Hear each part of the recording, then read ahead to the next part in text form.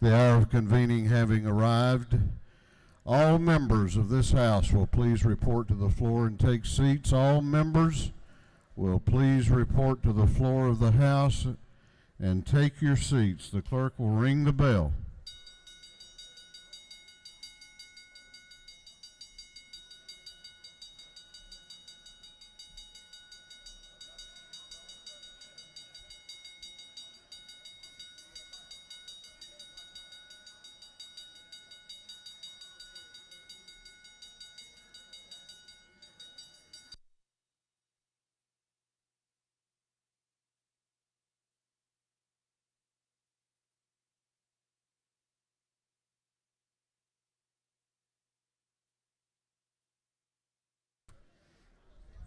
All members will please take their seats.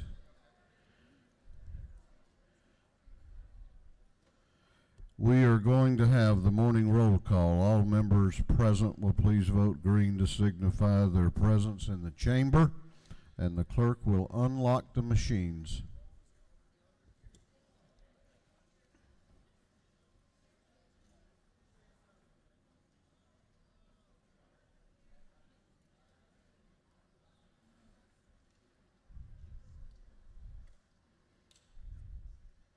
Have all members voted? Have all members now voted? If so, the clerk will lock the machines. Doorkeepers will please close the doors and keep them closed. Good morning. Hope everybody had a good evening and ready to have a good day today. We're going to begin our day with scripture reading and prayer by the chaplain, after which we will pledge allegiance to the flag of our country. Our chaplain this morning will be introduced by the gentleman from the 128th House District, Representative Mac Jackson. Representative Jackson.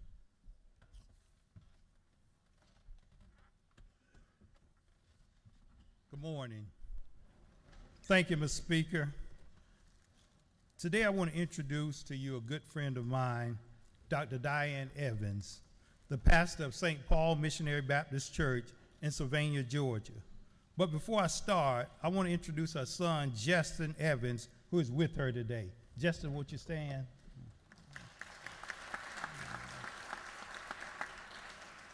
And also my wife, who's here with us today. Won't you stand?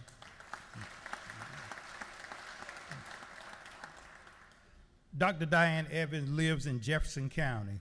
She's a retired school teacher. She enjoys working in her community.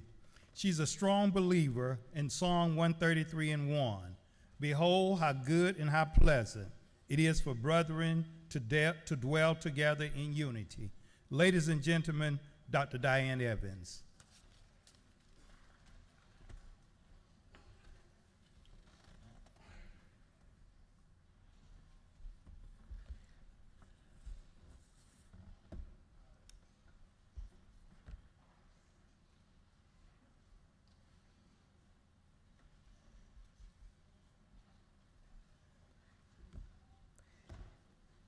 Thank you, Mr. Speaker, for this opportunity. And I would like to begin by reading from our scripture coming from Genesis 41, 50, and 52. And unto Joseph were born two sons before the years of famine came, which Asenath, the daughter of Potiphar, priest of On, bare unto him. And Joseph called the name of the firstborn Manasseh, for God said, He hath made me forget all of my toil and all my father's house. And the name of the second called he Ephraim, for God hath caused me to be fruitful in the land of my affliction. And so I want to say to us this morning, to the House of Representatives, let it go. Let it go. The process and the place. Once we let go of the past, we're able to focus on the promise of the present. Joseph could not see that he was fruitful until after he had let it go of his past. And that's why he named his first son Manasseh, to forget. But forgetting the past is only half the battle. In verse 52, we're told that Joseph had a second son, whom he named Ephraim. Joseph names his second son Ephraim, which literally means he shall be doubly fruitful, to honor the fact that God had made him, Joseph, fruitful. It is worth noting, however, that even as in reality of his present fruitfulness begins to dawn on him, Joseph does not lose sight of the fact that he is still in Egypt. Look at the text. The Lord has caused him to be fruitful in the land of my affliction. Yes, his second in command to Pharaoh, but Joseph doesn't get it twisted. As the kids say, Joseph keeps it real. He maintains his perspective. Joseph doesn't get carried away by his achievement. Certainly, Joseph had to let go of the past, but Joseph, though fruitful, was realistic about the challenges of his present location. He recognized that he was still in the land of his affliction. I want us to watch the text. The place of fruitfulness is the land of affliction. Now, what are you thinking about? What are you talking about, Pastor?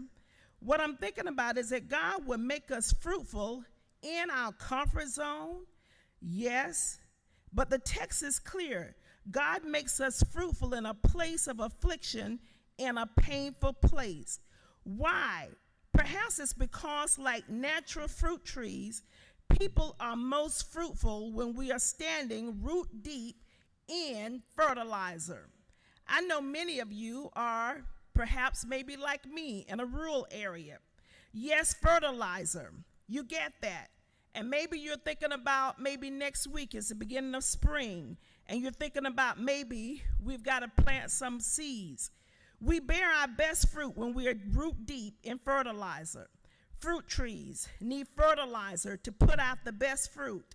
You and I, we need the stinky stuff found in the land of our affliction in order for us to bring forth the best fruit, the right kind of fruit to best serve the people of God. Also notice that the implication of the Joseph story is that God has providentially placed us in Egypt, not only because of the fertilizer effect, but also because Egypt has the resources necessary for our survival. During the famine, the only place people could find food was in Egypt. If Joseph had not made it to Egypt, into the court of Pharaoh, Joseph would not have been positioned to share the resources of Egypt with his family and thus to ensure the survival of God's people. So today I want to leave us with a prayer for this house.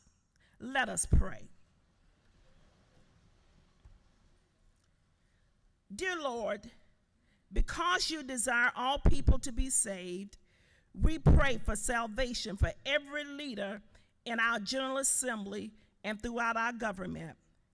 Capture their hearts for kingdom work so they can help turn the hearts of others toward you and the good of our state, helping us live peaceable lives for both representatives and senators and all who serve.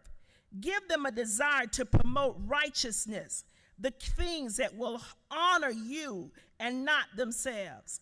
Cut through hypocrisy and our tendencies to make their names known instead of your own.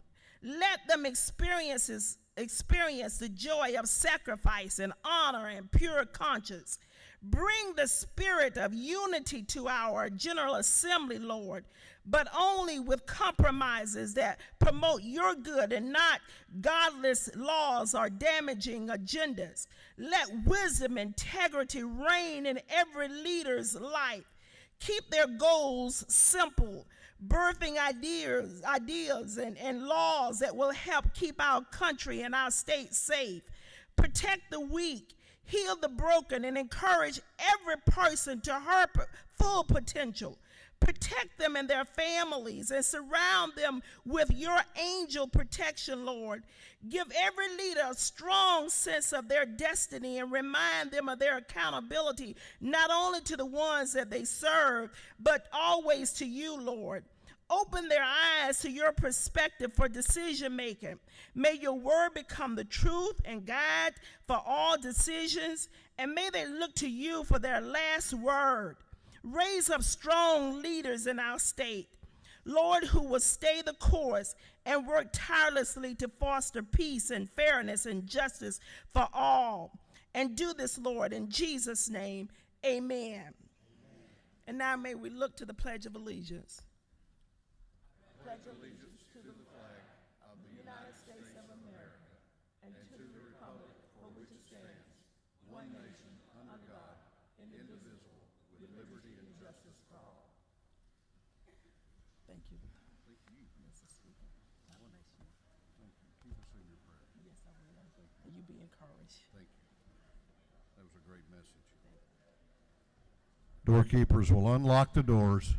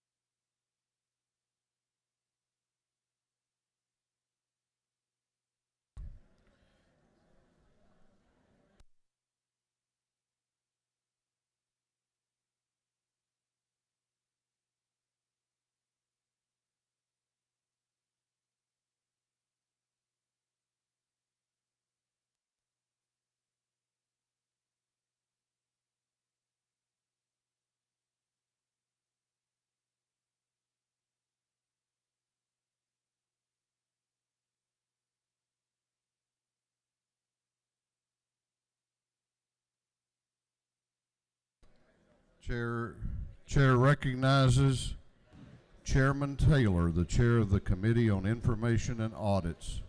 Mr. Speaker, your Committee on Information and Audits have read the proceedings of the previous legislative day and found them to be correct. Chairman Taylor, the chair of the Committee on Information and Audits, reports that the journal of the previous legislative day has been read and found to be correct. Is there any objection to the confirmation of the journal? The chair hears none, and the journal is confirmed. The clerk will read the resolution establishing the order of business for the day. Mr. Burns, the 159th moves following establishes the order of business during the first part of the period. Unanimous consents. Introduction of bills and resolutions. First reading and reference of House bills and resolutions. Second reading of bills and resolutions. Reports of standing committees. Third reading and passage of uncontested local bills and resolutions. Morning orders. Is there any objection to the adoption of the resolution establishing the order of business for the day? The chair hears none, and the resolution is adopted. First reading of bills and resolutions. The clerk will read. House Bill 607 by Representative Stevens, the 164th, Hitchens, the 161st, Gilliard, the 162nd, Gordon, the 163rd, and Petrie, the 166th. Bill being titled an act to amend an act creating the State Court of Chatham County. Intergovernmental coordination. House Bill 608 by Representative Meeks, the 178th. Bill being titled an act to amend an act providing a new charter for the city of Hoboken. Intergovernmental coordination. House Bill 609 by Representative Moore, the first. Bill being titled an act to amend an act creating the Dade County Water and Sewer Authority. Intergovernmental coordination. House Bill 610 by Representative Collins, the 68th, Nix, the 69th, Cook of the 18th, Smith, the 70th. Bill being entitled an act to authorize the magistrate court of Carroll County to charge a technology fee.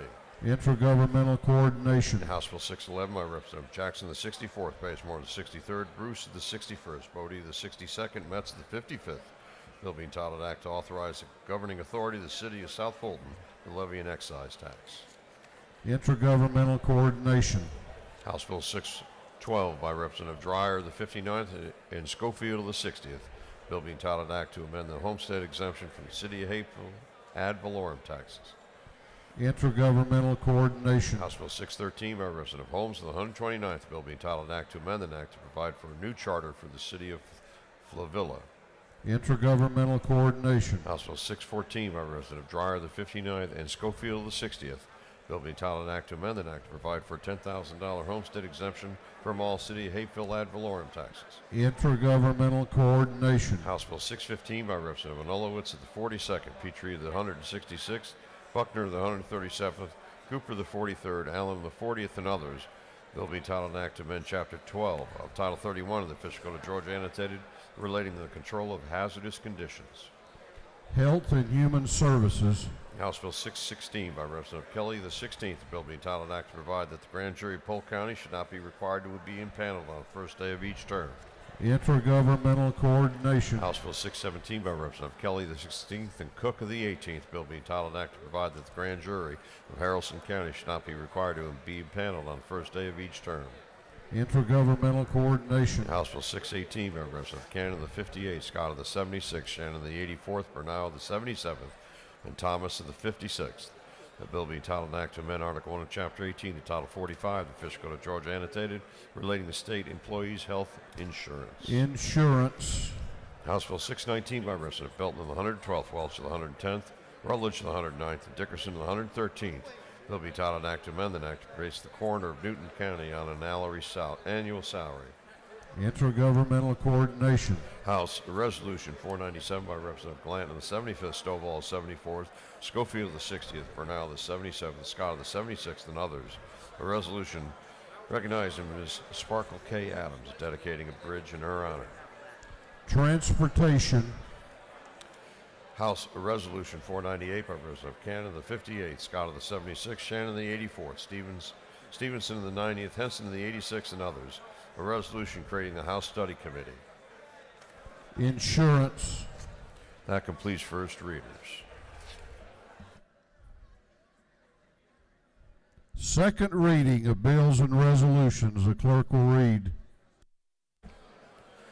House Bill 596 by Representative Jackson of the 128th, the bill to authorize the assessment and collection of a technology fee by the State Court of Washington County. House Bill 597 by Representative Houston of the 170th, the bill to provide a new charter for the city of Sparks. House Bill 598 by Representative Fleming of the 121st, the bill to amend an act providing a new charter for the city of Harlem. House Bill 599 by Representative Alexander of the 66th, Bruce of the 61st, Bodie of the 62nd, Beasley Teague of the 65th, the bill to amend an act creating a Board of Commissioners of Douglas County. House Bill 600 by Representative Dickey of the 140th, Washburn of the 141st, Holmes of the 129th, the bill to amend an act to create a Board of Commissioners of Roads and Revenues of Monroe County.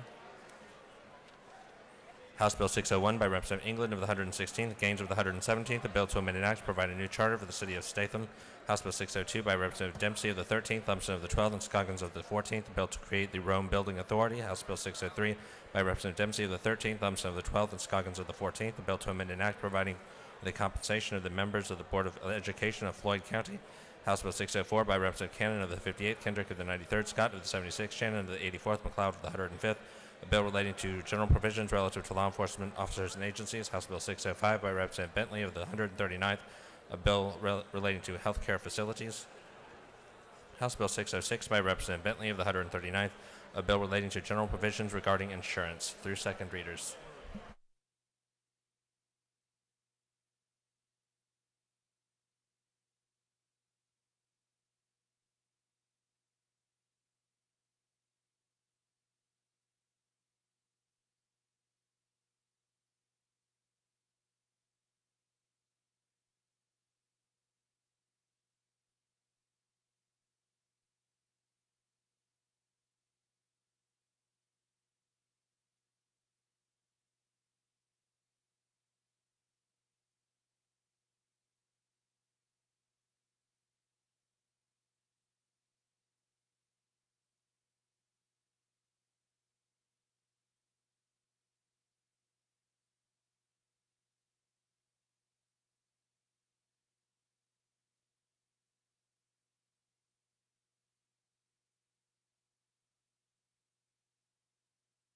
Reports of standing committees, the clerk will read.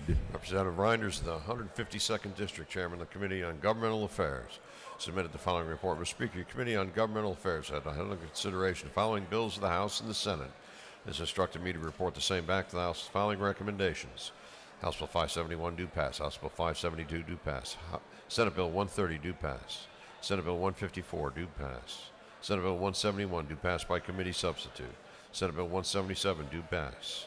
Senate Bill 77 do pass by committee substitute. Respectfully submitted, Representative Reinders, the 152nd District Chairman. Representative Werkheiser, the 157th District Chairman of the Committee on Industry and Labor, submitted the following report.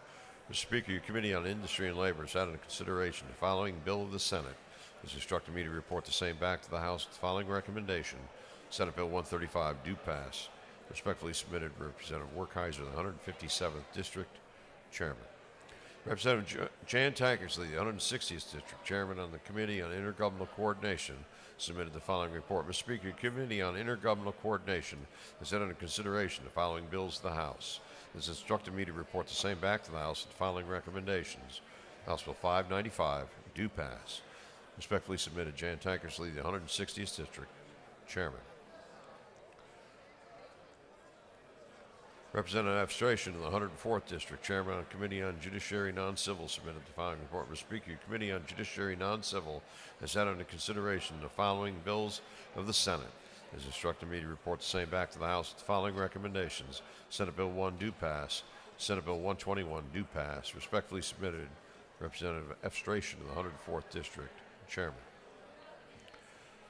Representative Dave Belton of the 112th District Chairman of the Committee on Special Rules submitted the following report. Mr. Speaker, your Committee on Special Rules has had under consideration the following bills and resolutions of the Senate. It has instructed me to report the same back to the House with the following recommendations. Senate Bill 170 do pass. Senate Resolution 264 do pass. Respectfully submitted, Representative Dave Belton of the 112th District Chairman. Representative Jan Tankersley, the 160th District Chairman of the Committee on Intergovernmental Coordination Local, submitted the following report. Mr. Speaker, your Committee on Intergovernmental Coordination Locals had in consideration the following bills to the House and the Senate, and has instructed me to report the same back to the House with the following recommendations. House Bill 594 do pass. Senate Bill 87 do pass. Respectfully submitted, Representative Jan Tankersley, the 160th District Chairman. That completes the reading of the reports of standing committees.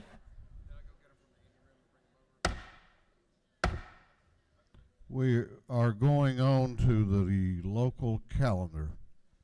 Third reading and passage of uncontested local bills.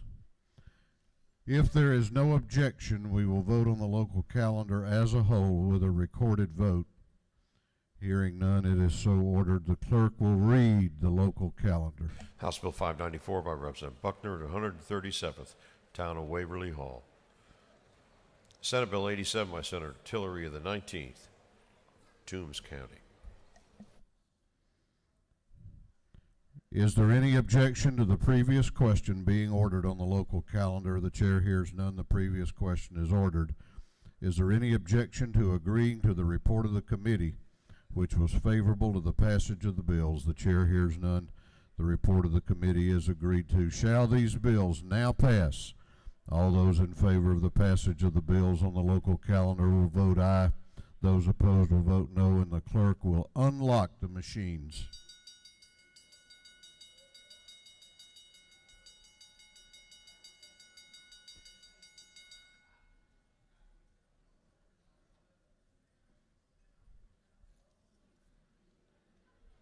Have all members voted?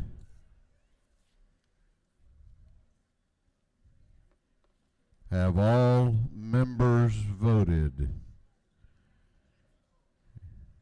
If so, the clerk will lock the machines. On the passage of the bills on the local calendar, the ayes are 154, the nays are 0. These bills, having received the requisite constitutional majority, are therefore passed.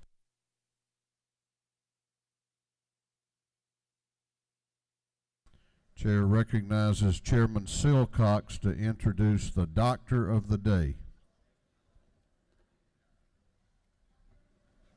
Good morning. Thank you, Mr. Speaker. I'd like to welcome once again Dr. Randy Reiser this morning. Dr. Reiser is a founding partner of the Physician Spine and Rehabilitation Specialist in Sandy Springs. He graduated Phi Beta Kappa from Bates College and received his Doctor of Medicine degree from the University of Toledo School of Medicine in 1976. He completed his residency in anesthesiology at Dartmouth Hitchcock Medical Center. He subsequently received his specialty certification in pain management from the American Board of Anesthesiology in 1993 and was recertified in 2005. He is a member of the Chairman's Advisory Council of the Georgia State Board of Workers' Compensation and serves on the Board of Directors of the Medical Association of Atlanta. In response to the events of September 11th, Dr. Reiser volunteered to join the U.S. Army Reserve. He currently holds the rank of Colonel in the Medical Corps. He has served on active duty in Kosovo in 2004 and Iraq in 2007 through 2008 and 2011. Please welcome Dr. Randy Reiser.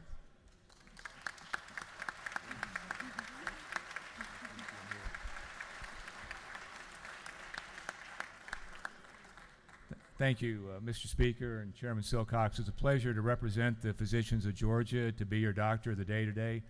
Pollen season's in full swing. We have lots of decongestants, so feel free to stop by. As a veteran, I want to thank you for keeping the lives of veterans at the forefront of your deliberations. I also want to thank you for keeping the doctor-patient relationship in mind as you move forward to consider the health care of Georgians. You know, healthcare is an industry, medicine is a science, but healing's an art. And we feel that healing occurs best within the context of that doctor-patient relationship. Thank you very much. Thank you again. It's great to be here again, Mr. Speaker.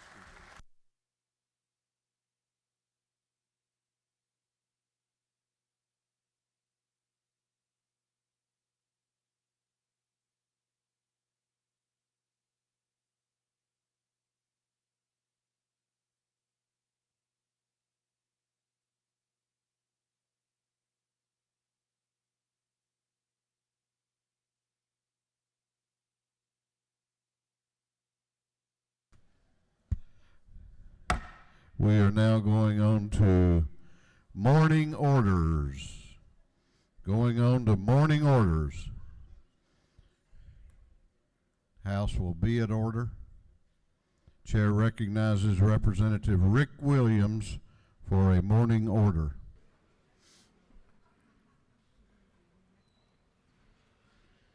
Morning orders will be limited to 1 minute each today. Yes, sir. Thank you. Thank you, Mr. Speaker. We come before you this morning to recognize somebody very special, Mr. Ken Vance. Ken has been the director of the Peace Officers, Georgia Peace Officers Standards and Training Council since, 2007. Mr. Vance, if you would stand up, you and your beautiful wife, they're from Milledgeville. Ken started his law enforcement career June the 1st, 1975 in Monroe Police Department in Monroe, Georgia. And he became the director of the post, and he has served our state well. And I'd love for everybody to give him a round of applause, please. Thank you very much.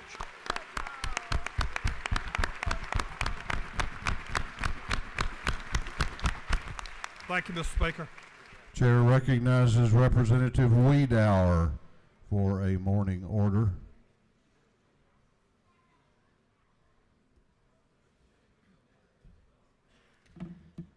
Morning. Come before you today to recognize we don't say Mickey the Mouse. We don't say Donald the Duck. We say Mickey Mouse and Donald Duck. We do not say Smokey the Bear. It is Smokey Bear. And we are recognizing Smokey Bear's 75th birthday today. And Smokey got hung up in the governor's office. I don't see him up in the gallery, but he will be here at the Capitol today. Please feel free to stop by, take a picture with Smokey Bear, and we'll be having a birthday party for him later on 2/16. Thank you very much. Chair recognizes Representative McLeod for a morning order.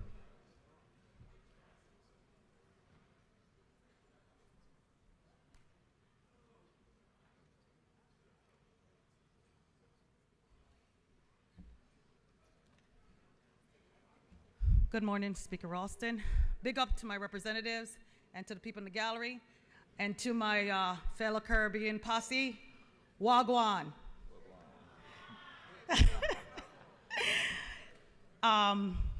Today is Caribbean American Legislative Day at the Capitol. Caribbean Americans and their descendants have made tremendous contribution to the United States of America. In the arena of civil rights, we have Harry Belafonte, Malcolm X, Marcus Garvey, Stokely Carmichael. In the area of journalism, we have John Rossman, Sharon Lawson from Fox 5. In the area of entertainment, we have Sidney Poitier, Kelsey Grammer, James Weldon Johnson, Oscar De La Renta, Rihanna, Nicki Minaj, Biggie Smalls. Biggie, big up.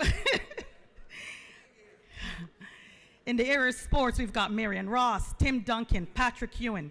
In medicine, we've got John Carlos Finlay, Dr. William Thornton. Politics, Colin Powell, John Baptiste Point de Sable, Constant Baker Motley, Antonio Novello, Alexander Hamilton, yes, the Secretary of the Treasury, and Shirley Chisholm.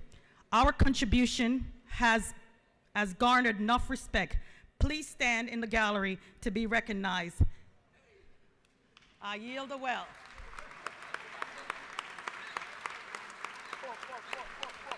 Big up. Enough respect. Chair recognizes Representative Cannon for a morning order.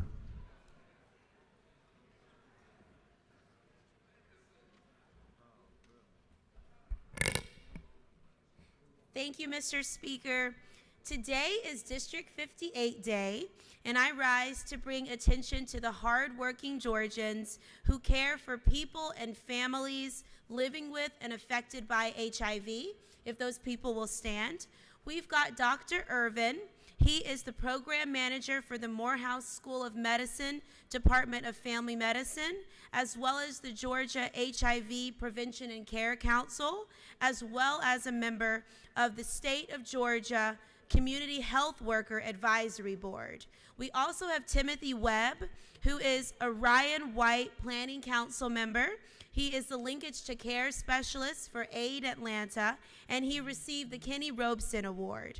Third, we have Miss Jones. Miss Jones has been living with HIV since 2002 and is a part of the National Greater Than AIDS campaign as an ambassador. She works just a few blocks from the Capitol with Anise and was featured in the Atlanta Voice magazine. Thank you all for being here and for your contributions to the state.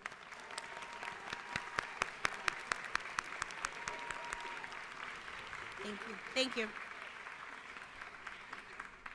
Chair recognizes Representative Hutchinson for a morning order.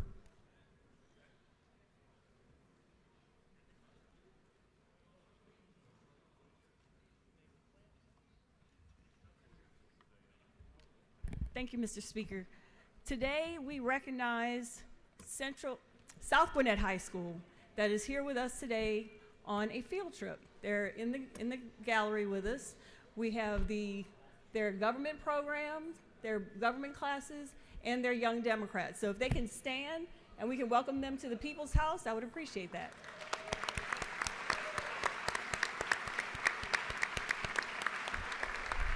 Thank you, Mr. Speaker.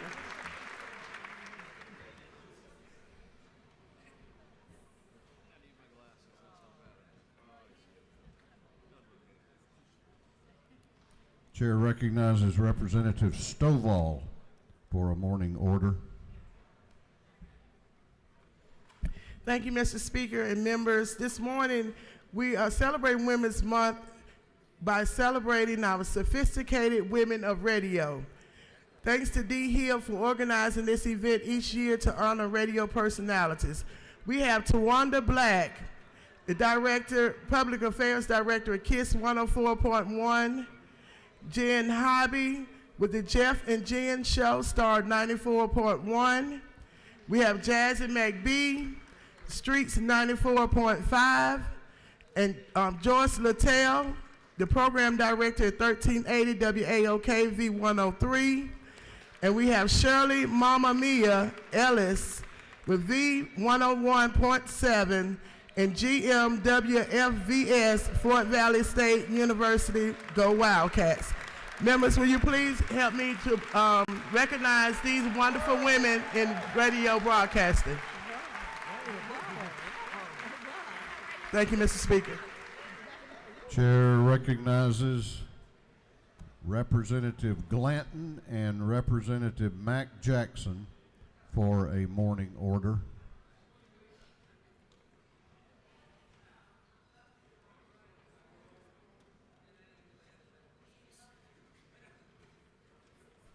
I'll come back to that one. Chair recognizes Chairman Randy Nix for a morning order.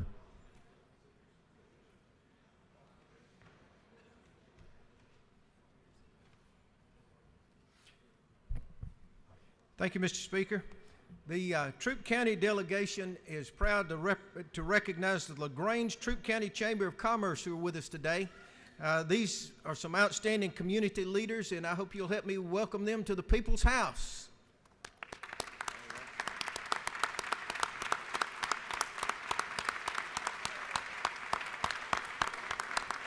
Thank you, Mr. Speaker. Chair recognizes Representative Noel Williams for a morning order.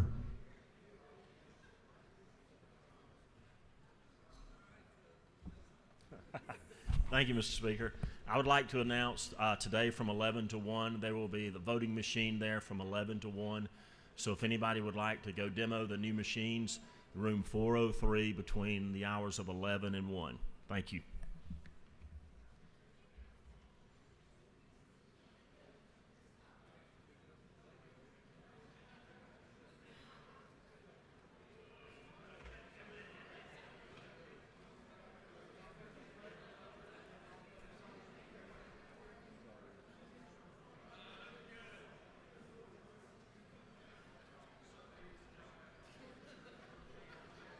Against the chair's better judgment, chair recognizes Chairman England and Chairman Powell for a morning order.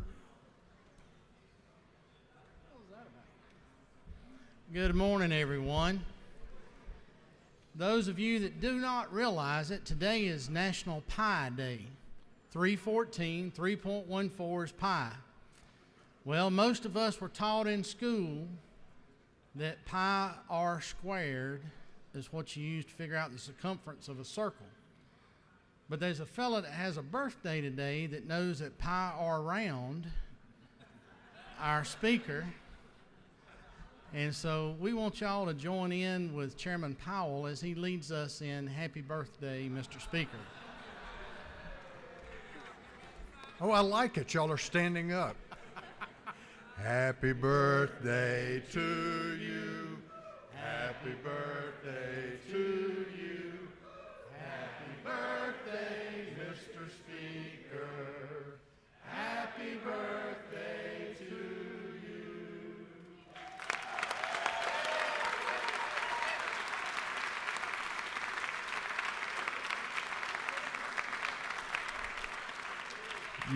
You go through different phases of life, I found out. When you're young, you can't wait for your birthday, and then you want to forget it. And then you reach a point in life when you don't think you're going to see another one. So thank you all very much. Chair recognizes Chairman Fleming for a motion.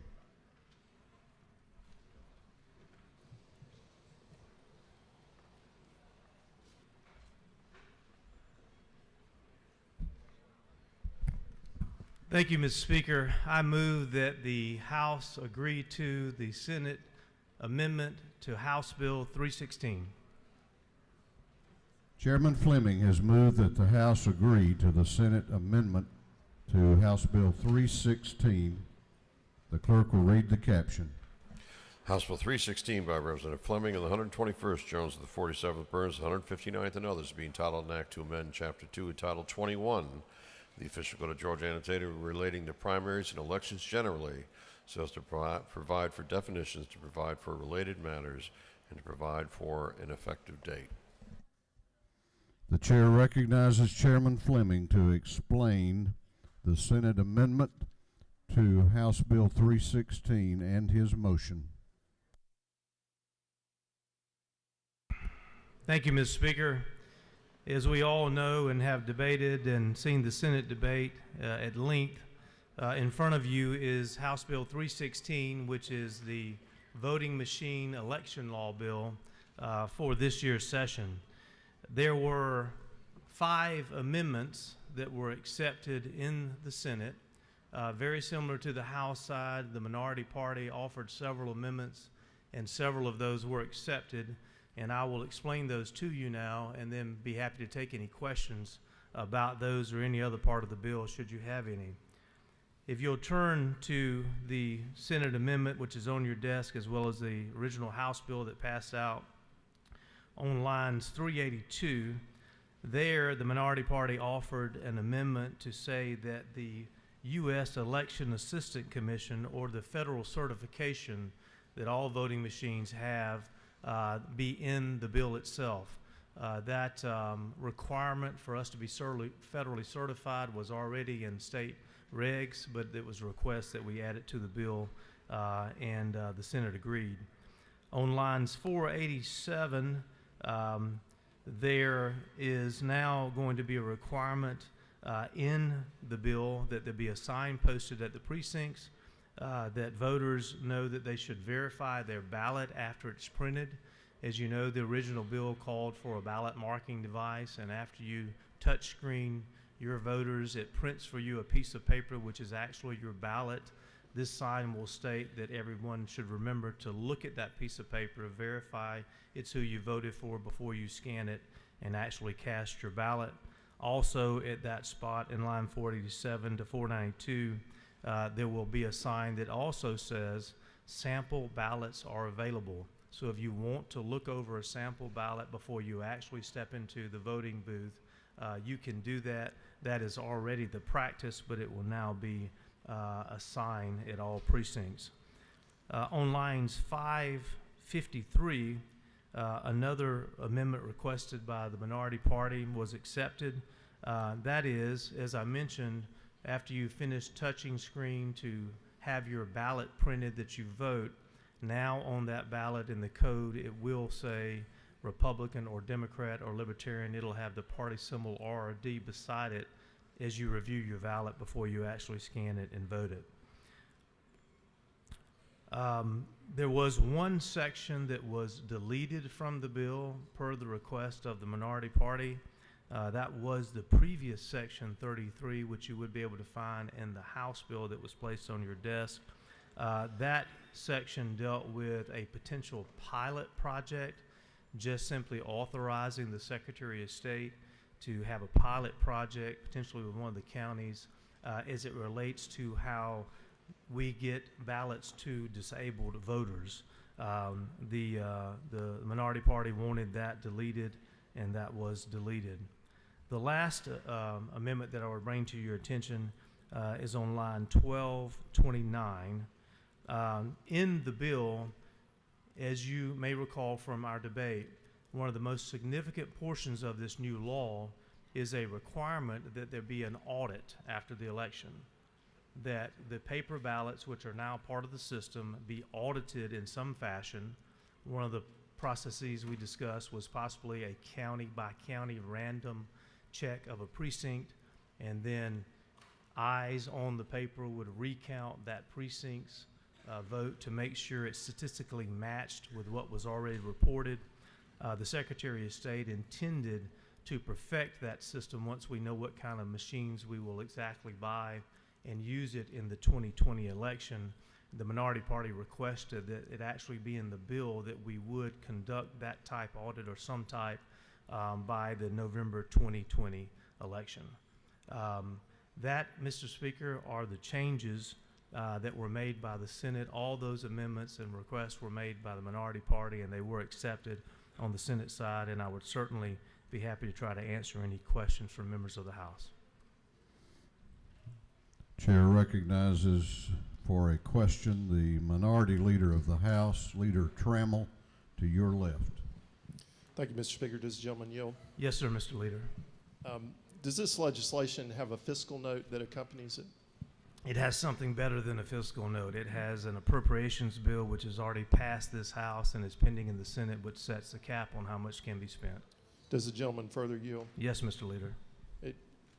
Has the legislation at any stage in this process had a fiscal note attached to it? That bill I just referenced, yes. Chair recognizes Chairman Blackman to your left for a question. Does the gentleman yield? Yes. Is it not true that the Academy of Science, Engineering, and Medicine commissioned a study entitled Securing the Vote that included recommendations that had a human-readable ballot marking device as a supported and secure method of voting? The gentleman is absolutely correct, and the gentleman expounded upon that when he came to the floor to speak in favor of this bill, and I appreciate the question. Does the gentleman further yield? Absolutely. Did this committee that approved this also include experts, including cyber experts from all over this country? That study that you referenced absolutely did, and they would approve the type of machine that we're debating today. Thank you very much. Chair recognizes Representative Hughley to your left for a question. Thank you, Mr. Speaker. Does the gentleman yield? Yes, ma'am. Isn't it true that we were told and we have appropriated about $150 million for purchasing this equipment? However, media reports now tell us that there are annual licensing fees of some $5.7 million. Were these fees included in the estimate? And if there are going to be unfunded mandates to our counties, have those been expressed to our local governments? Well, far be it from me to ever dispute that a media report may be inaccurate, but that one is inaccurate. There will be no cost initially passed along to our counties if you vote yes on the bill that is in front of you, as opposed to the type of voting that you, I believe, were advocating, pencil or pen marked paper ballots, would be an incredibly huge cost passed on to our local governments. So what you have in front of you is the best fiscal choice, not only the best secure choice for the state. Will the gentleman further yield? Yes, ma'am. Isn't it true that the information that you're referring to comes from the Secretary of State, and it's been proven that that information was indeed incorrect? And sometimes the media does get it right, isn't it true? Well, on that last point, maybe sometimes, yes. On the first point, you're absolutely incorrect that the information given to us by the Secretary of State's office has been proven incorrect. In fact, I believe it was quite accurate. Chair recognizes Representative Al Williams to your left for a question. Thank you, Mr. Speaker. This isn't reported by the press. It may be correct then. Well, then, is it not true that the new machines will have a ratio of about 1 to every 250? The old ones have 1 to 200, and wouldn't this not increase the lines, not factoring in the fact that it's a new machine to most voters? I may stand corrected on saying you were correct to start with, but as I understand your question, the gentleman's question goes to the amount of machines per county that the bill calls for. We actually are moving from a standard that will give more voting machines for our county, and here's what I mean by this. When you currently vote on what is referred to a DRE, the current machines that we've used now for about 17 years, once you utilize those machines for early voting, they are knocked out of the process for election day voting because those machines actually contain the vote themselves, and they are set aside. The new machines that we are proposing in the legislation which is before you can not only be used on early voting, but also on election day. And so by the number of voting machines that are called for per county in this bill, we're actually going to increase the number of voting machines available to our local governments. Chair recognizes Representative Dreyer to your left for a question. Thank you, Mr. Speaker. Does the chairman yield? Absolutely. Mr. Chair, you said earlier that there was no fiscal note on this, but there is a cap on the max appropriations, but that would just be for this coming fiscal year, and there could be additional appropriations in future years that are necessary. Isn't that right? As the gentleman very well knows, not only is that right, but that is our constitutional responsibility as a legislature, not only appropriate for this year, but to appropriate for future years. So of course there could be more money in the budget later. Does the gentleman further yield? Yes, sir. So since there is no fiscal note, we could be coming back next year and the year after, continuing to appropriate money for these voting machines, or does the chairman believe and pledge that there will be no further appropriations related to this machine? Well, the premise of the gentleman's question is flawed. You said since there's no fiscal note, we may be able to come back next year and appropriate more money. Whether there's a fiscal note or not on any bill, we can always come back in a later year and appropriate money. And I'm assured that you would agree with me that should we need to appropriate money in the future to make sure that our elections are properly run in Georgia, you would be one of the first people to stand up and vote for that, because you want us to have fair and secure elections. So although I do believe sincerely that the appropriation that we are placing in the bill today will satisfy the needs of our election system in the state, should it require me to come back if my voters allow me to be here, I will absolutely support any measures to make sure that the system runs well. Does the gentleman yield for one last question? Yes, sir. So isn't it true, though, since we don't have a fiscal note, that we have no idea how much we're going to have to come back and ask for related to these voting machines next year and the year after and the year after, and we could be over $200 million or something? The gentleman is absolutely incorrect in this question again. The reason that we have appropriated $150 million in the state budget, which we have already voted for and the Senate is now considering, is because we believe that to be a very good estimate of how much money would be cost to implement the system that is called for in the bill you have before you. Not only do we estimate that it would be sufficient funds to buy the voting machines we're discussing, but also within that $150 million is money for extensive training for the election workers throughout the state. So I think the gentleman is incorrect in that assertion. But we don't have a fiscal note, so the fiscal office has not opined on how much these machines will cost. As I mentioned earlier, I think we have something better than a fiscal note. We have a very long study, and we also have an appropriation by this body. Thank you. Thank you. Chair recognizes the Majority Caucus Whip, Representative Kelly, to your right for a question. Thank you, Mr. Speaker. Would the gentleman yield? Yes, sir, Mr. Whip. Mr. Chairman, isn't it true that the voting system proposed by the minority party would disenfranchise thousands of disabled members of our community in Georgia? The gentleman's question is well taken. The bill that you have in front of you would allow our disabled voters to vote in the same method and fashion as any other voter in Georgia.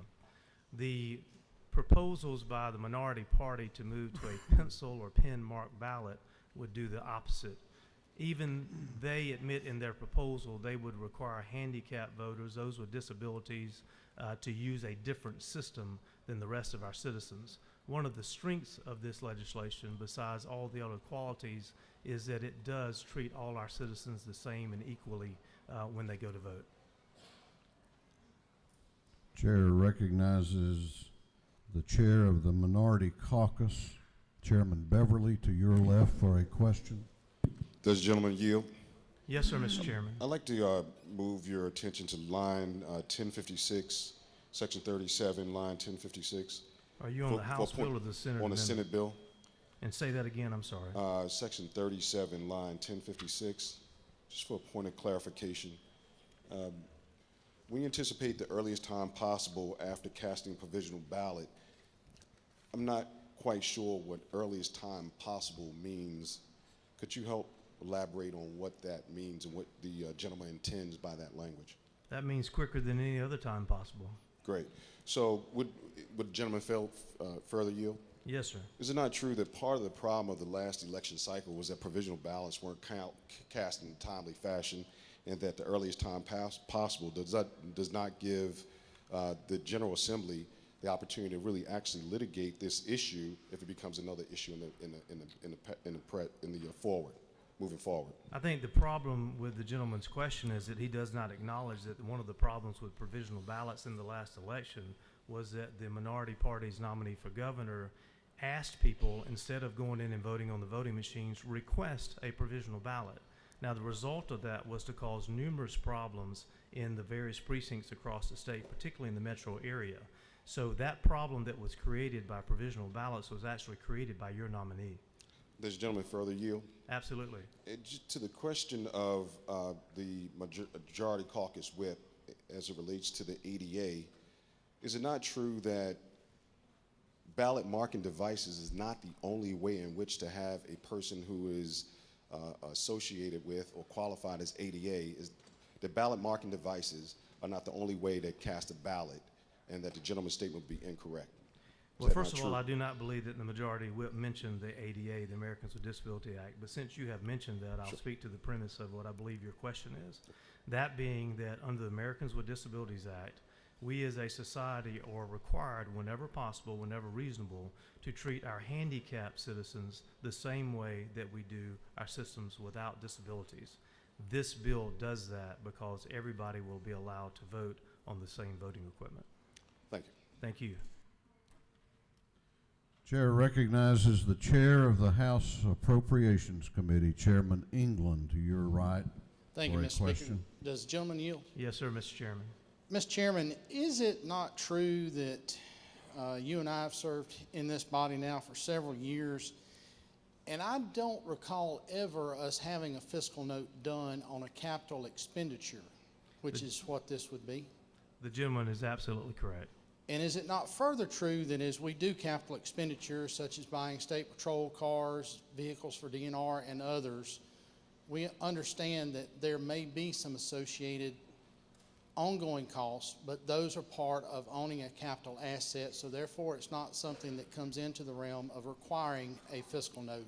I think the gentleman very ably has pointed out that's why we have an appropriations chairman and committee, because we come back every year and sometimes do make adjustments. Yes, sir. Thank you. Yes, sir. Thank you, Mr. Chairman. Chair recognizes Representative Derek Jackson to your right for a question. Thank you, Mr. Speaker. Does the gentleman yield? Yes, sir. Absolutely. Is it not true during my 22 years in the military that I gained the expertise and qualifications around cybersecurity and electronic warfare? I cannot answer that question. I'm sorry, I don't know about your military background. So but I thank you for it. Is it not further true with my background around cybersecurity that there's nowhere in this Senate substitute addresses the safety and security for DREs? Now, when the gentleman refers to a DRE, you're speaking of our current voting machines, is that right? Yes. Not the new ones. I'm referring to the same DREs that are addressed in the Senate substitute. Well, the only place that DREs, and I use that term to make sure we're speaking the same language here, refers to the current voting machines that we use. There are references to those DREs in the bill before you because we will be transitioning to a new system. That is particularly relevant when you understand how our municipalities in this state vote. Unlike our statewide system and our counties that vote, cities under their charters have the ability in state law to decide how they will run their own voting systems. Many of them, the overwhelming majority, do contract with their county boards of elections to have them handle their city elections, which occur in off years and odd years. So the references to DREs in the bill are there because we anticipate that those DREs could remain in use at some point until the new system is fully implemented, particularly by our municipalities, because that is their choice. Does the gentleman further yield? Yes, sir. I appreciate that explanation. So with that clarity, is it not true that the electronic machines, regardless if they're DRE or the ones that are being proposed, are they 100% hackable proof? Not only are they not, but no system is 100% hackable proof. I will tell you the system that is most easily hackable, and that is the one your party has prescribed. Any pen or pencil can hack a paper marked ballot by pen or pencil. So what I would say to you is that the system you have in front of you is much more secure than the one I have heard the minority party propose. So does the gentleman yield? Yes, sir. So with that regard, and I'm only addressing what's in the Senate substitute. Yes, sir. How do we, is it not true that Georgians were exposed, 7.5 million Georgians were exposed with the electronic system that's susceptible to hacking, how do we reassure Georgians that the integrity of the proposed systems will assure their vote count? You could begin reassuring them by voting for this bill, because this bill assures Georgians through several fashions that the system that we will put in place is a good one. I referenced it earlier.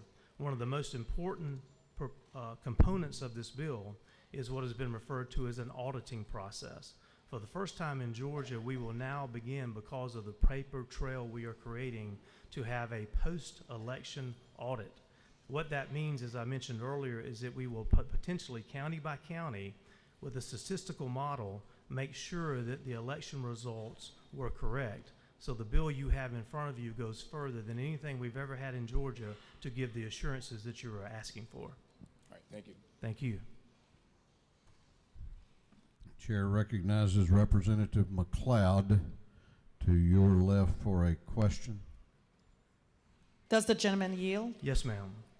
Okay, so did the former minority leader and candidate for Governor Stacey Abrams send out absentee ballot and not provisional ballots? My suspicion is, like all campaigns, there were numerous absentee ballot applications sent out. She cannot send out absentee ballots. She can only send out applications for absentee ballots. And although I did not receive one from her, I bet she did send some out. Does the gentleman further yield? Yes, ma'am, absolutely. Just want to correct the record because you said provisional ballots. In the earlier discussion, the question was about provisional ballots. If I just misspoke in our communications, you were discussing absentee ballots, and there's a difference between the two. Does the gentleman, you are correct. It is an application that's sent out for the individual to request an absentee And if ballot. I said provisional, I did misspeak now. I was referring to Okay. absentee ballots. Thank you. Chair recognizes Representative Rick Williams to your left for a question. Thank you, Mr. Speaker. Does the gentleman yield? Absolutely. Is it not true that the ACCG publicly endorses this bill? It is true, Representative, and you would be well aware of how important that endorsement is, more so than any other member of this body, potentially that is, because of all your years of service with your Board of Elections in your home county of Baldwin. Yes, they did wholeheartedly endorse this bill. A lot of that had to do with two things. Our counties recognize that we have a vast amount of experience in our various election directors across the state. Election directors, the people who are actually tasked with carrying out our voting system, Democrat counties, Republican counties alike, wholeheartedly, overwhelmingly endorse the legislation you have in front of you. The County Commissioners Association is also very interested in you voting yes for this piece of legislation today, because they know that it ensures a fiscally responsible manner for them to run those elections for us across the state. And as was referenced earlier, this system has the state bearing completely all the upfront cost. The system proposed by the minority party would shift millions of dollars of burdens to the local taxpayers. Thank you very much. Thank you, Mr. Speaker.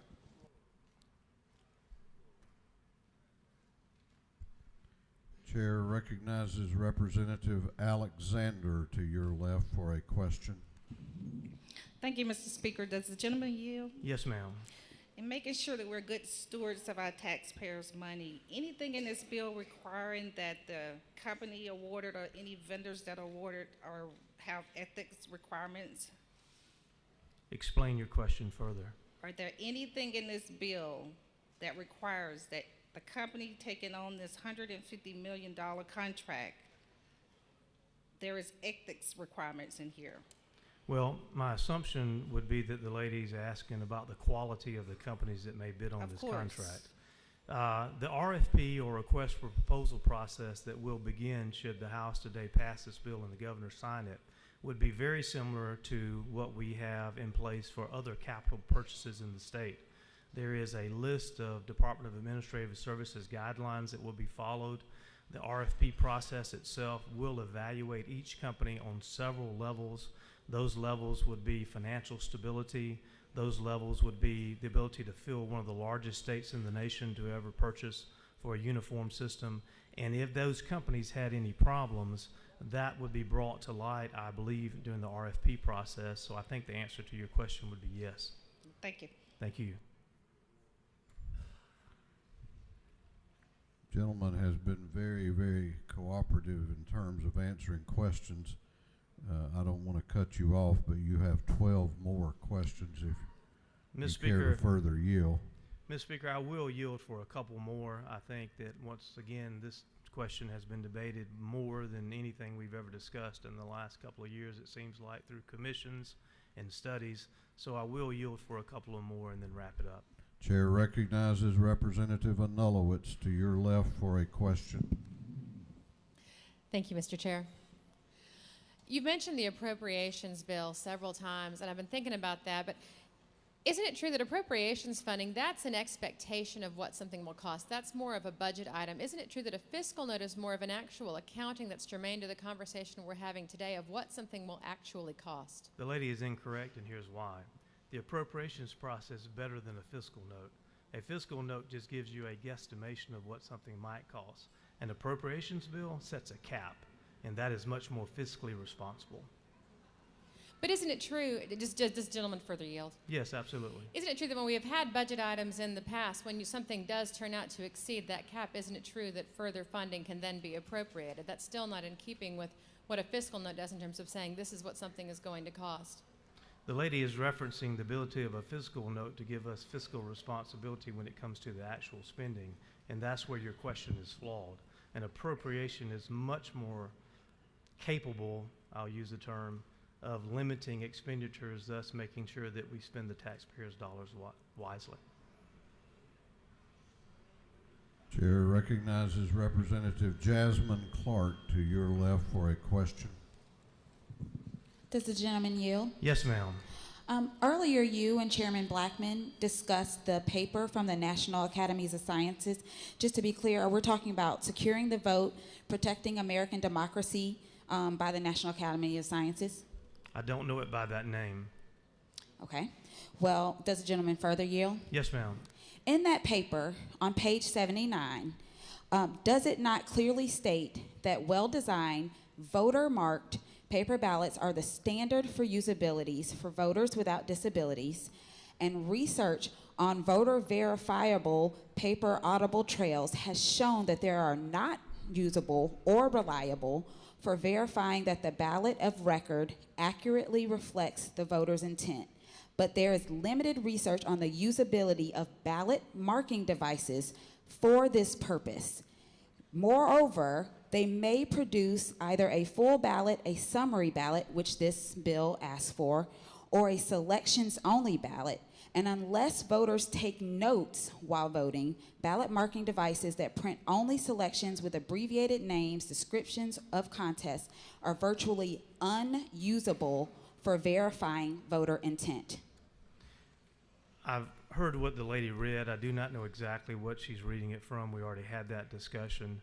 The question seems to go to the ability to verify outcomes of elections and voters' intent. I would remind the gentle lady that once again, you go into the voting booth, you touch the screen just like you do now, which our citizens are familiar with.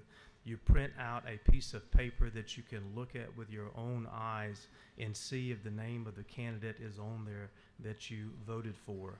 And if it's not, you can start over again if you like. But after you do that, you cast the ballot through a scanner, and then there's an audit process that comes after that. So I think what we have in front of us is a great system that would be best for Georgia. Well, does the gentleman further yield? Yes, ma'am. Does this bill still allow for barcodes on our ballots? This bill would allow for potentially several vendors to compete, 8, 9 or so out there that are supplying voting machines across the nation. During this process of debate and amendments, there were no amendments placed on the bill which would have sole sourced this contract or limited it to one, more likely, maybe two, more likely one company.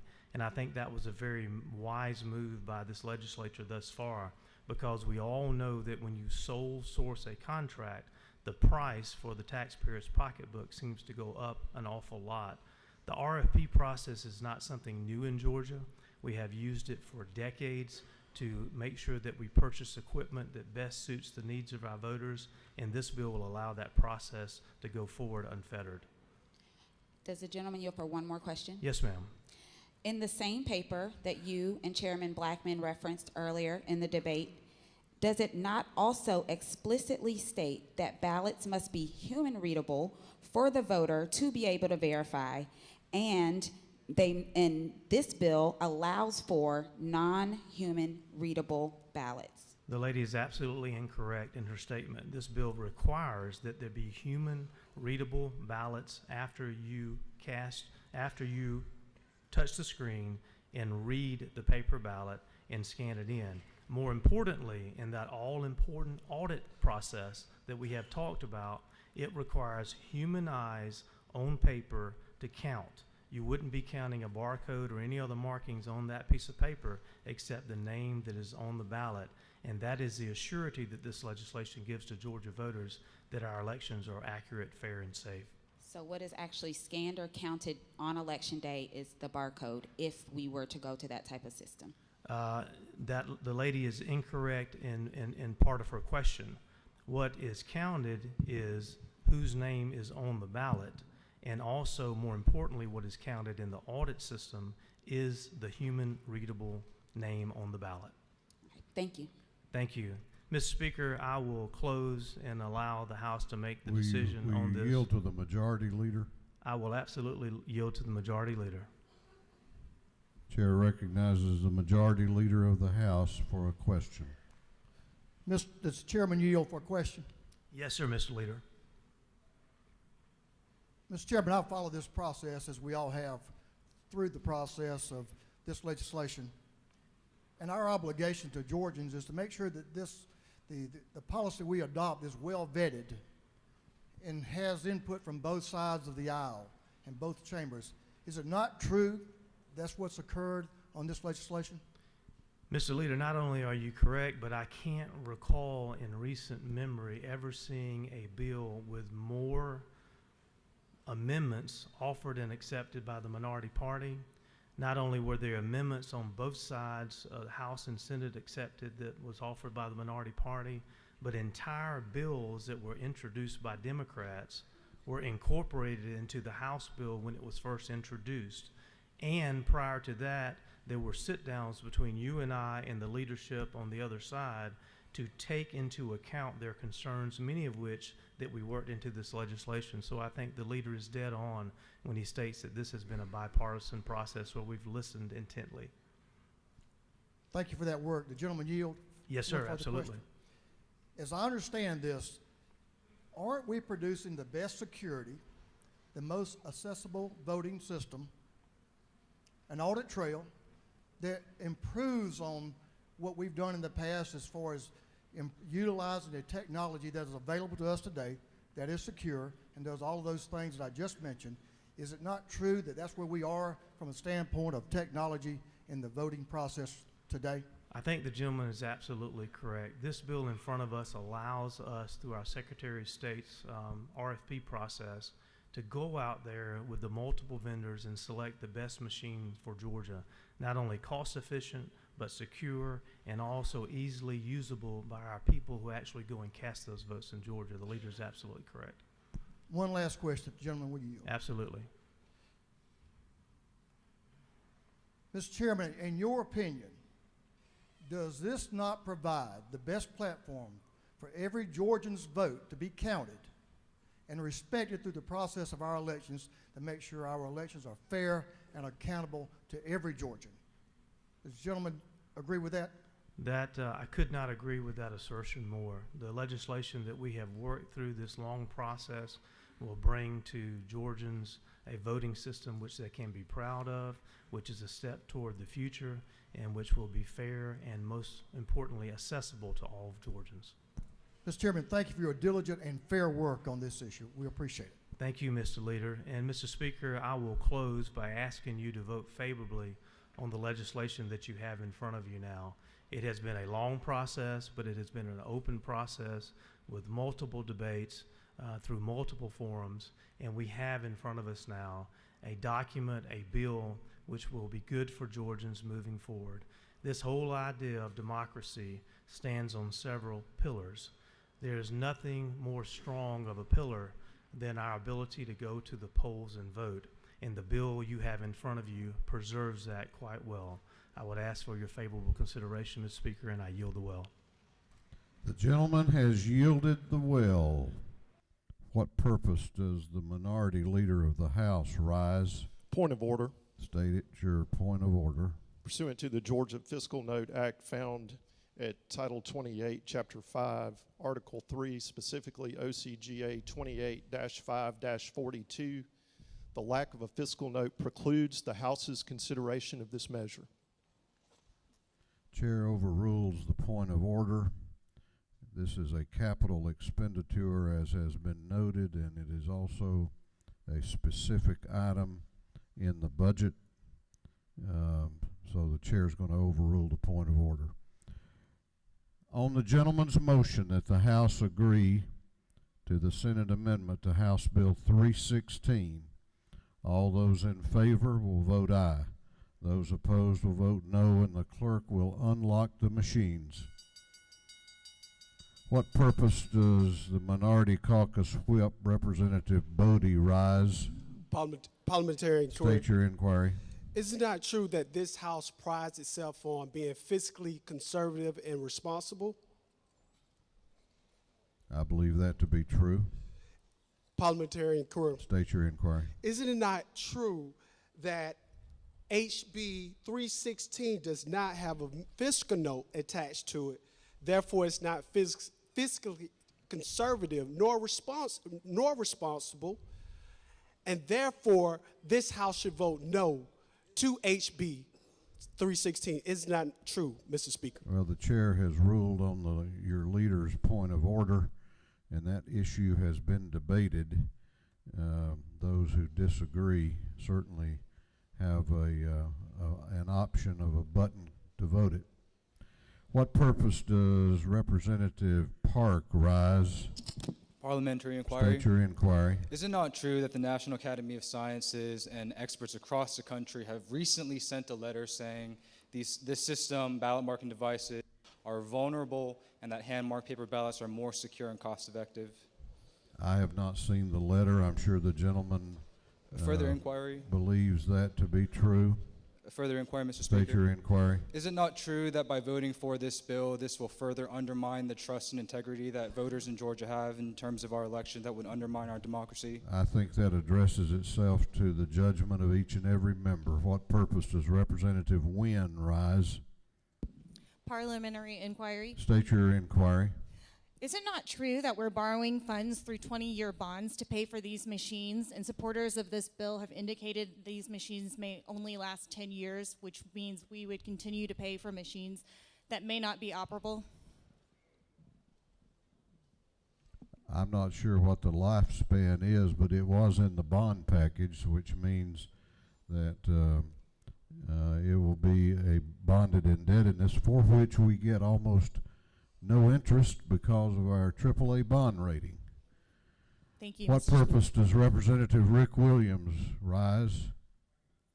Parliamentary. State your inquiry. Is it not true that all of the voter registration people in the state of Georgia are in favor of this machine? They run the elections.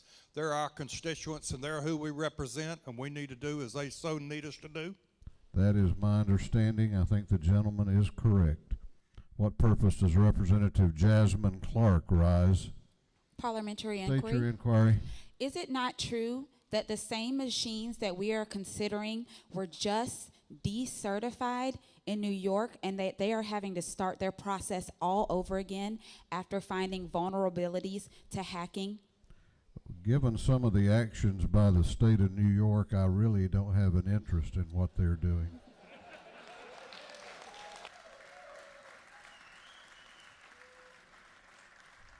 What purpose does Representative Hutchinson rise? Parliamentary inquiry. State your inquiry. I'm just curious if lobbyists for these companies that are making the machines, if they made a contribution to the Secretary of State's campaign, will they be allowed to be considered for these massive taxpayer-funded contracts? I'm not sure who is going to bid on the machines. It will be, you can go look up the records on the State Ethics Commission as to who gave contributions to who. What purpose does Chairman Setzler rise? Parliamentary inquiry, State your Mr. inquiry. Isn't it true that for generations, the only means of voting that has consistently been used to stuff ballot boxes and to perpetrate fraud consistently and repeatedly is hand-marked paper ballots? I'm sure the gentleman believes that to be true. And Mr. Speaker, isn't it further true that Georgians deserve better, and this bill does exactly that? I'm sure the gentleman believes that to be true. What purpose does Representative Cannon rise? Parliamentary inquiry. State your inquiry. Is it not true that House Bill 316 establishes a higher voter machine to voter ratio, raising it from 1 to 200 to 1 to 250? We have debated that issue, and I think everyone's going to have to interpret the data as they see fit. What purpose does Representative Mabel Thomas rise? Parliamentary inquiry. State your inquiry. Is it not true that even though there has been debate on both sides, at the end of the day, sometimes democracy does not work? Therefore, I'm encouraging people to vote no on House Bill 316. I'm sure the lady believes that to be true. What purpose does the Speaker Pro Tem rise? Parliamentary State your inquiry. Is it not true that with hand-marked ballots, they contain human-readable words and non-human readable marks, otherwise called bubbled-in ovals? That's the chair's understanding. I think the lady is correct. Mr. Speaker, is it not further true that a traditional hand-marked paper ballot is coordinate-based, and it contains coordinate lines all around the perimeter of the ballot, which makes it essentially a barcode surrounding the ballot, telling the scanner where to read and how to interpret the ballot? I believe that to be true. Okay, we're going to do one or two more, and then we're going to lock the machines. What purpose does Representative Hobson rise? Parliamentary State your inquiry. Is it not true that if the state requires counties to spend additional monies that they do not have, that those counties will need to actually raise their taxes? Can you repeat that? Is it not true that if the state requires that we continue to spend additional monies on the elections and these election machines and the things that are also part of those elections, is it not true that those counties would be required to raise their taxes? I do not agree with that, but let's let your delegation mate and neighbor from Southwest Georgia, Chairman Reinders, weigh in. For Thank what you. purpose does the chairman rise? Parliamentary inquiry. State your inquiry. Is it not true, Mr. Speaker, that the election supervisor for Dougherty County has in fact supported this legislation and doesn't have the concern of the capital outlay in this bill at the beginning as much as it does as the unfunded mandate that the minority party suggests at the end of it in the paper trail there?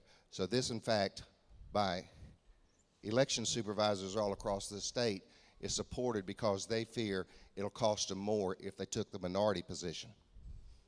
If the gentleman so states, I'm sure he knows that to be true.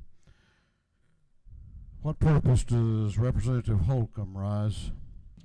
Parliamentary inquiry. State your inquiry. Isn't it true, Mr. Speaker, that I wrote the minority proposal, and in that proposal it says that the state would pay for the paper ballots? If the gentleman so states. And isn't it further true, Mr. Speaker, that in the Democratic proposal the word pencil doesn't even appear, but it is within the bill that we are voting on right now? To be no disrespect, but I haven't read what you wrote. I'll do that later today. You can take my word for it, sir. All right. What purpose does Representative Lopez Romero rise?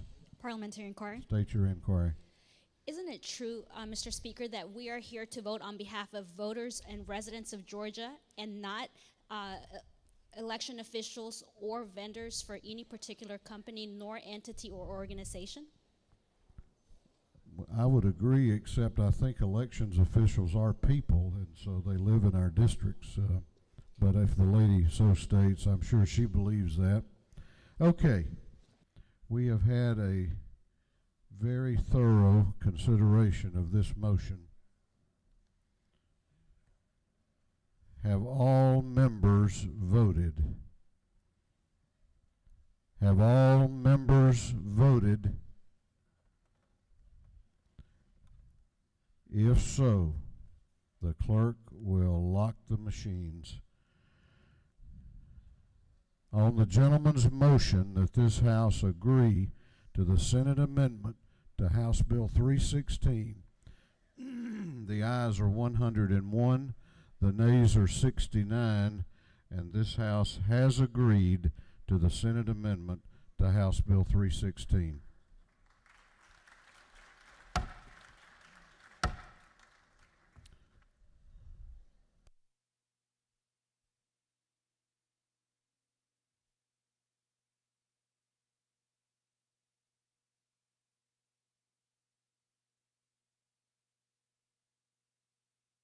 Chair recognizes Representatives Glanton and Mac Jackson for a morning order.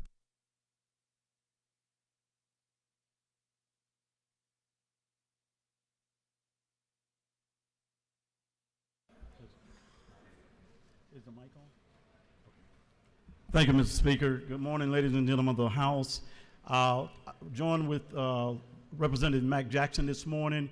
I believe we still have some left in the gallery this morning, but today is Clergy Day at the state capitol. We've had a great event this morning, had an opportunity for the governor to come by and speak to the pastors and ministers, and we have quite a contingency from Sandersville, Representative Mac Jackson's district, as well as some from Clayton County and other points around the metro. So if the clergy that are still here, would you please stand? Please stand. Clergy, please stand. Everybody here for Clergy Day, please stand. Would y'all help us welcome them to the People's House? Thank you, Mr. Speaker, for your patience, and thank you, ladies and gentlemen of the House.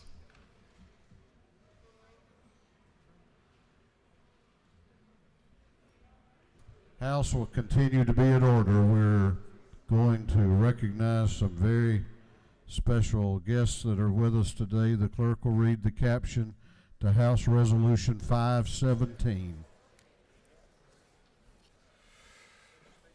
House Resolution 517 by Representative Carson, the 46th, Fleming, and the 121st, Jones, the 47th, and Williamson, the 115th. A resolution recognizing and commending David Stanton, Ireland's Government Minister for Equality, Immigration, and Integration, and for other purposes. Chair recognizes Representative Carson for an invite resolution. Ladies and gentlemen of the House, a happy early St. Patrick's Day this Sunday. Over 800,000 Georgians claim Irish heritage, and we have with us today several guests from Ireland. David Stanton. David, wave your hand real quick. David is the Minister for the State for Justice. He's from County Cork, Ireland, from the Irish government, and his wife Mary is with him. And we also have Shane Stevens. He is the Consul General to the Atlanta office from Ireland. Chairman Brett Harrell here asked me if I was receiving travel commissions based on the Tourism Ireland magazines on your desk, but I'm not, just for full disclosure. Could we play the video real quick? We stand for the weak, giving of ourselves, our time, and beyond. Those who may feel that in these difficult times, freedom may be on the run, would do well to remember Ireland. We embrace everything and anyone. I hereby solemnly declare Ireland has given me home, has given me a sense of worth and a sense of being. Hey! Here, we are open every day of the year.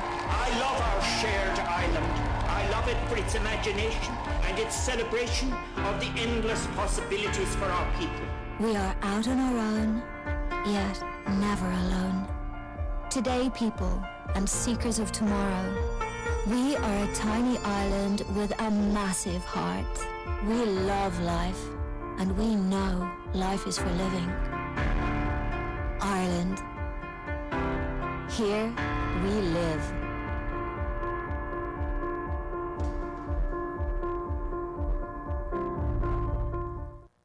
If you would, members of the House, help me welcome from County Cork and Ireland, Minister David Stanton. Thank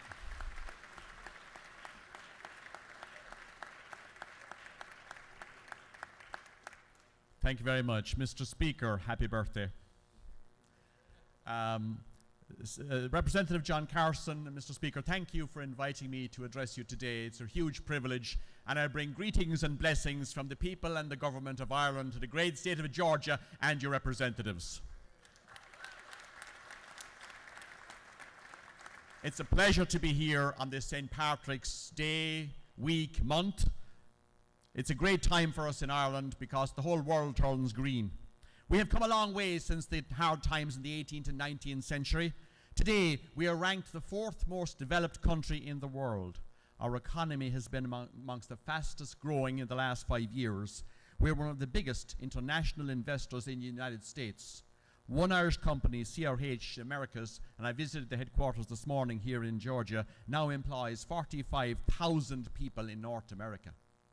Overall, Irish companies employ 100,000 people in the United States, and American companies employ 150,000 people in Ireland. It's a great partnership and a great friendship between our two great nations. Thank you for that. Our national success has been facilitated by that great friendship and by our membership of the European Union, and we want to strengthen and deepen both in the years ahead. So I want again to thank you for the opportunity to be here this morning. This weekend in Savannah, I will support a groundbreaking new cultural and heritage project made possible at the St. Patrick's Day Parade, which I believe is one of the biggest in the world. I will join a delegation from Northern Ireland and a 30-strong Union Ulster marching band from Northern Ireland's community in the glorious 195th Savannah St. Patrick's Day Parade. I hope you can join us there. Again, greetings and blessings from Ireland to you all, and God bless with your work. Thank you very much indeed.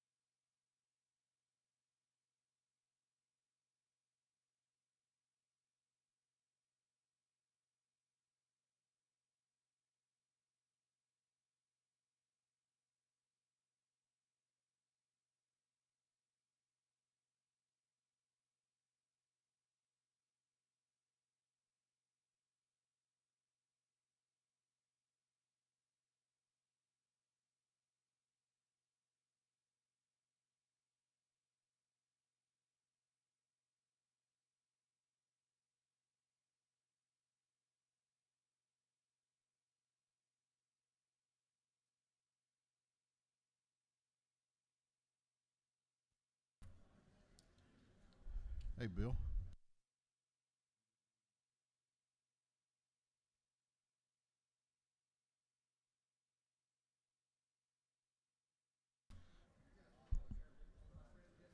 Clerk will read the caption to House Resolution 420.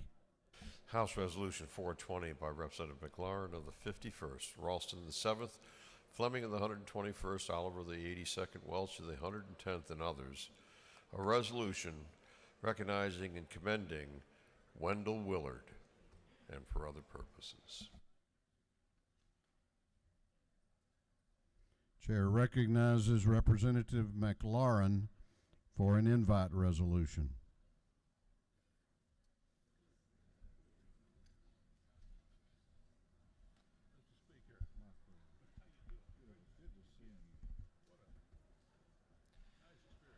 Thank you, Mr. Speaker.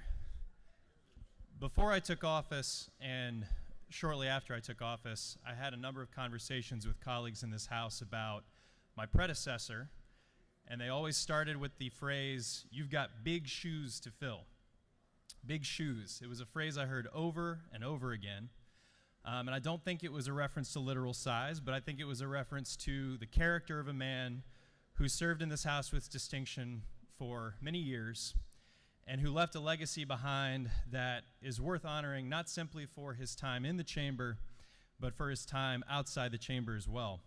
I'm going to very briefly highlight for this House a couple things about Chairman Wendell Willard, which feels a little bit like trying to give a Capitol tour to the Speaker. But I first want to recognize Wendell's wife, Vicki, who is here today with him. And also his longtime associate, Tony, and his nephew, Jack, are here with us today. Wendell, if you'll forgive my freshman mistake of calling him that, is a lifelong public servant, a practicing attorney for 50 years. He's been given a Lifetime Achievement Award by the State Bar, and he helped found his home of Sandy Springs, where he served as its first city attorney. And I'll just be clear, a lot of people participated in that process, but Wendell really did it. He is the one who made it happen. The reason I'm particularly honored to follow Chairman Willard has to do with his perspective, his approach to public service, and this is where I thank Vicki for giving me some insight and some thoughts. There's a place larger than partisanship, and members of this House travel to this place quite a bit, though obviously at not every moment of the day. And when I took this job, nothing delighted me more than hearing from pretty much everybody that Chairman Willard is the keeper of that place. That's the way he lives and serves. He doesn't need credit. As Speaker Pro Tem Jones once said in her remarks to the House, he's always been willing to carry a heavy load, never doing the sexy work, just doing the tough behind-the-scenes work so important to the people of Georgia. Georgia attorney and author Bob Steed described him as full of grit, gristle, and determination. I think we would all be lucky to have a legacy like his, and I know that I will aspire to such a legacy myself, but I'll be honored if I even come close. So without further ado, I'd like to present to you your former colleague and our friend, Chairman Wendell Willard.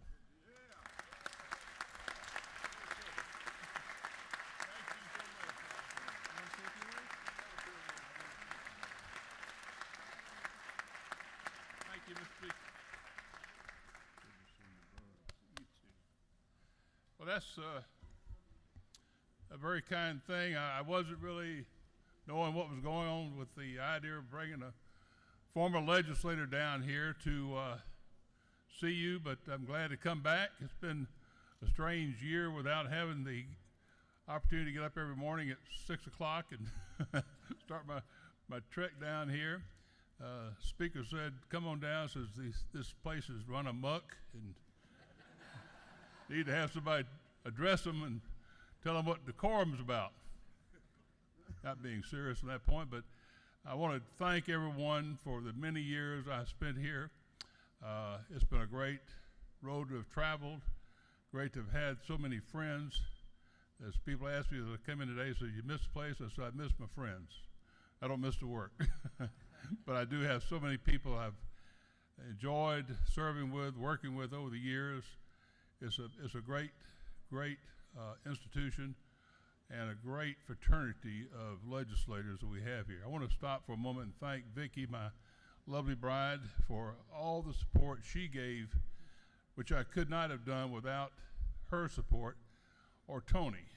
Tony's the lady in my office who took care of everything from soup to nuts, I might say, for whatever had to be done and has been doing for years for me.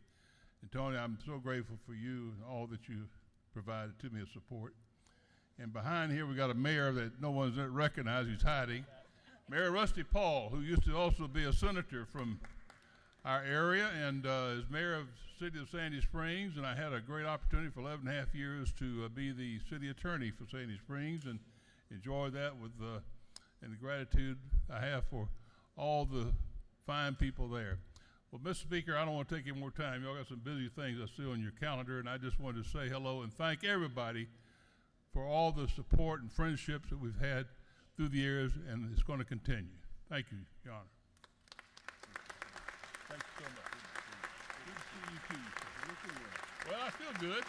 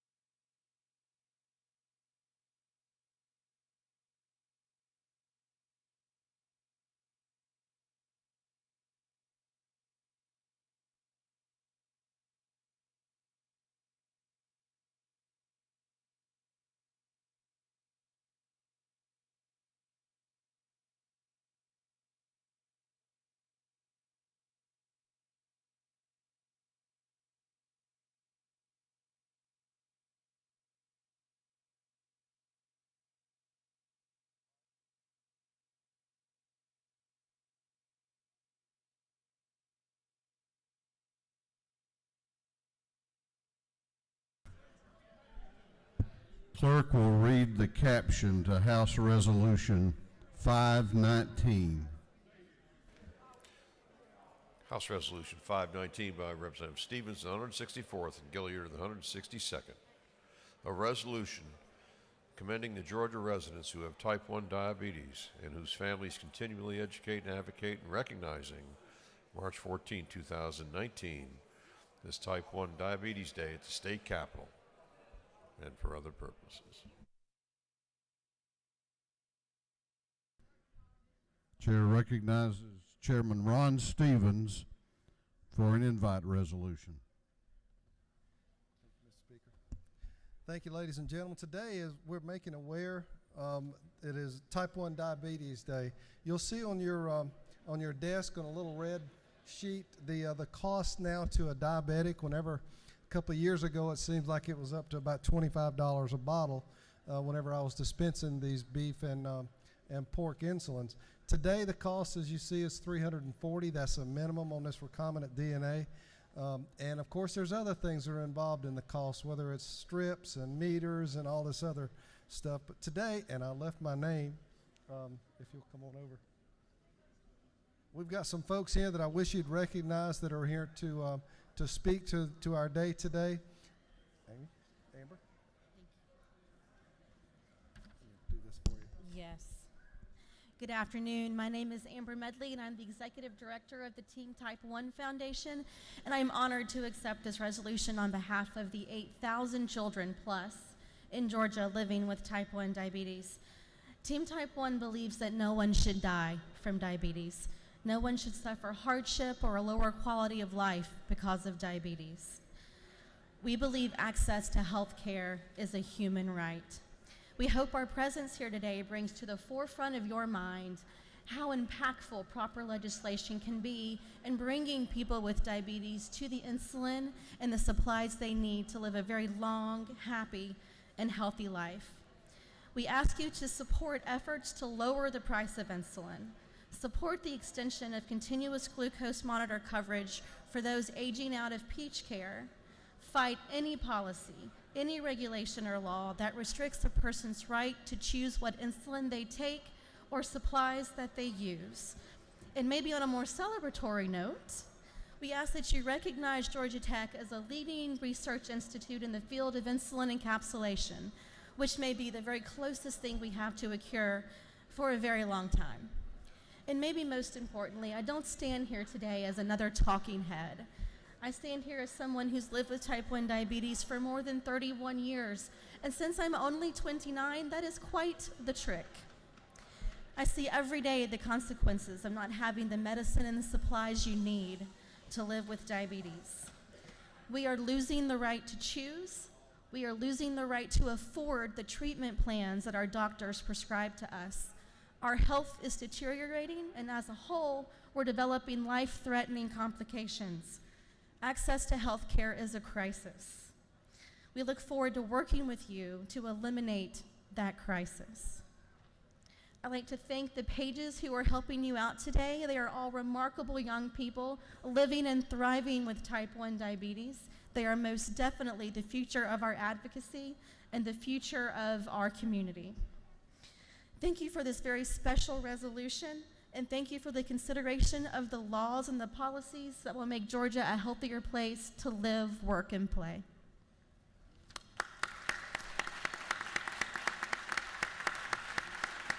Let's do a quick picture. Sure. Can we slide to the, there you go.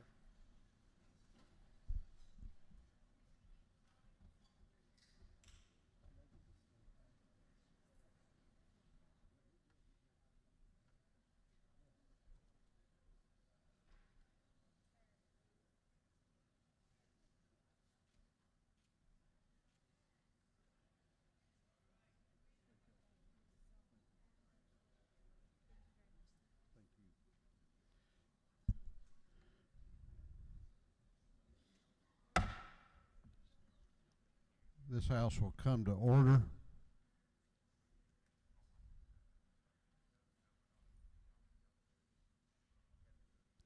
Got a lot of conversation going on the floor, and we're still recognizing some guests that are here. Clerk will read the caption to House Resolution 518. House Resolution 518 by Representative Hawkins of the 27th. A resolution recognizing March 14, 2019 as Georgia Production Day at the State Capitol and commending Dallas Austin as the inaugural ambassador and honoree of Georgia Production Day and for other purposes. Chair recognizes Chairman Lee Hawkins for an invite resolution. Thank you, Mr. Speaker. As was earlier said, there's the Georgia Production Day is going on across in Liberty Plaza. I hope you take a few minutes and go by and meet some of Georgia's artists. They're out there. They'll be playing some music and also providing lunch for you. So if you got to eat, so go by and say hello to those folks. And today we're very honored to have Dallas Austin with us. Dallas Austin is a mainstay of Georgia. He is a musical producer, a film producer.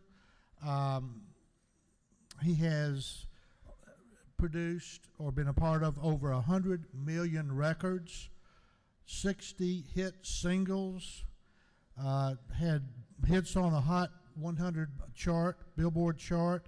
He's worked with people like Boyz II Men, TLC, and Madonna. He has also produced films like Drumline, ATL, and worked with productions for The Voice, American Idol, The Simpsons movie, Mrs. Doubtfire, and on and on. He's also contributed financially to the development of the Georgia Legislative Entertainment Industry Investment Act.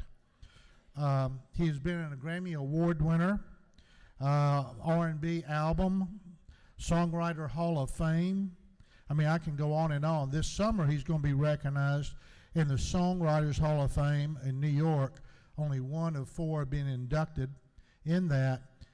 And with all that he does, he also does a lot of philanthropy. Last night, I was riding in Uber, going to a committee dinner, and a young man was driving me, and I said something about Dallas Austin. I said, I've got Dallas Austin coming. And he just went into a rage. He was so happy that he actually is involved with one of your schools or whatever you're doing with the music. I know it's in here. I'm going to let you speak to that. But you have touched this young man's life. And I mean, this is a really nice young man who was explaining to me different types of rap. And they have, and I didn't know this. I mean, rap is after my baby. My baby's 30 years old. So, but enough being said by me. I want y'all to give a warm welcome to a great Georgian, Dallas Austin.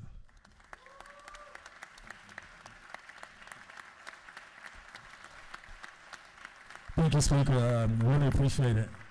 I've been in Georgia all my life, of course, and Georgia means everything to me from the time we started making music to making films, and you know, it's been just a long, very important, very productive haul. If you look at what has happened in our communities from the time we started making music to the times that film has started happening now, it's been a drastic change in it. So I want to thank everybody, and I feel like this house is a fun house, actually. I like being here, so I'll come back to hang with you guys. It's like I feel like a lot of my family and friends and a lot of representatives, the state representatives that has been helping us out, putting the studios in the schools and everything else, they're all here. I'd like to thank Miss Erica Thomas right here for the entertainment caucus, and Mr. Calvin Smile, who I've known since I was born. I'm looking forward to just making sure that education keeps going in the music industry, and that we keep growing this industry, and we keep growing the film industry and making a difference in Atlanta like we've done already. And I thank you, and I love y'all.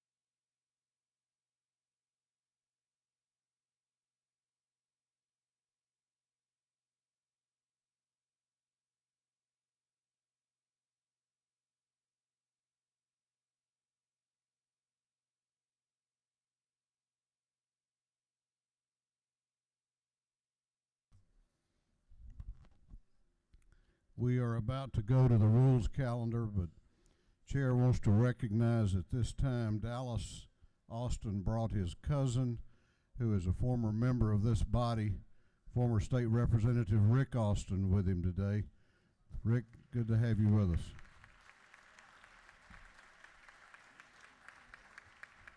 us. We are going on to the rules calendar. Clerk will read the caption to House Resolution 403. House Resolution 403 by Representative Howard, the 124th, Cooper, the 43rd, Smith, the 70th, and others.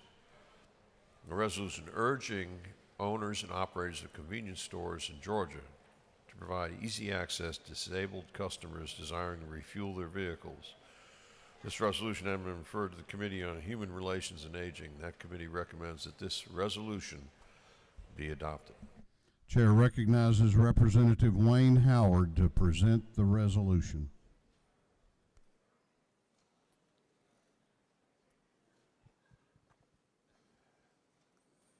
Good morning, or afternoon now. I bring to you House Resolution 403. It's an urging resolution that I have communicated with the convenience store operators here in the state of Georgia to urge them to do something that sometimes you don't realize how much a person is missing until you walk in their shoes. And I have walked in some folks' shoes that I had no idea that they were missing this. Just simple things like getting gas from a gas station, from a convenience store, and you can't get out of your vehicle. So we're urging our convenience stores across the state to put up signage and a phone number if there are more than 2 or more employees within that store, that one can come out and assist that person who can't pump their gas. So this is an urging resolution. Basically, I guess we can look at it like a warning ticket. If it don't work by next year, we'll draw a bill and see if we can put it in law to make sure. There's already a federal law that allows you to drive up to the pump and blow your horn, but who's going to listen to a horn inside of a store right now? So what we're asking is that they put a phone number and signage up. And Angela Hollins over in the ante room, who takes care of us each day, she and I talked about this, and she's talked to the convenience store operators, and they are in agreement to try to move in this direction. So we want to try to make that happen, and that's what this resolution does in a simple nutshell. Mr. Speaker, if there's any questions, I will. You have a question if you care to yield. Yes, I will. Chair recognizes Chairman Lynn Smith to your right for a question. Thank you, Mr. Speaker and Representative Howard, and thank you for bringing this issue to our attention. I plan to vote for your bill. Thank you. All right, thank you. Yep, no further questions. I yield the will. Is there any objection to the previous question being ordered? The chair hears none. The previous question is ordered. Is there any objection to agreeing to the report of the committee, which was favorable to the adoption of the resolution? The chair hears none. The report of the committee is agreed to. Shall this resolution now be adopted? All those in favor of the adoption of the resolution will vote aye. Those opposed will vote no, and the clerk will unlock the machines.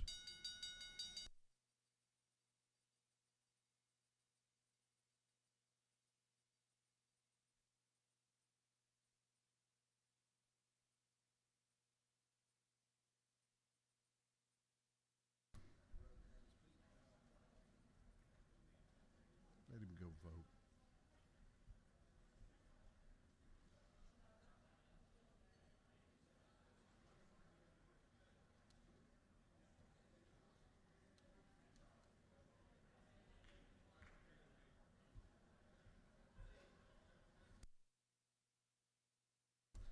Have all members voted?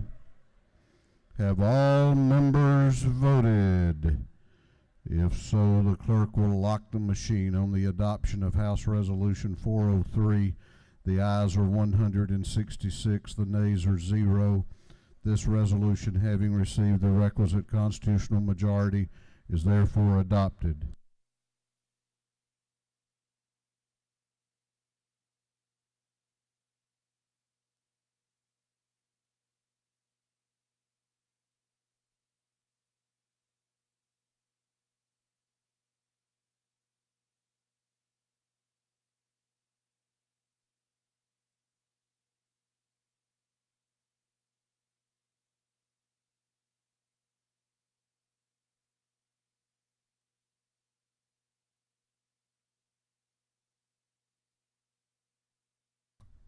Clerk will read the caption to Senate Bill 8.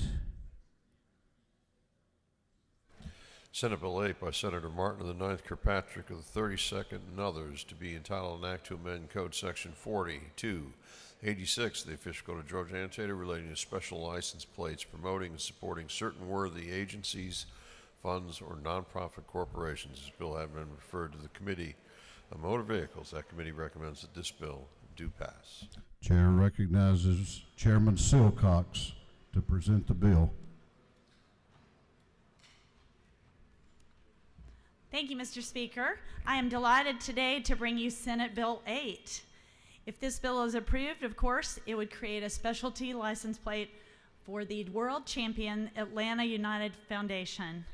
The foundation has contributed significantly already, so much to our community, Atlanta. In 2018, they contributed approximately $1.7 million and are anticipated in this next year to contribute $2.2 million.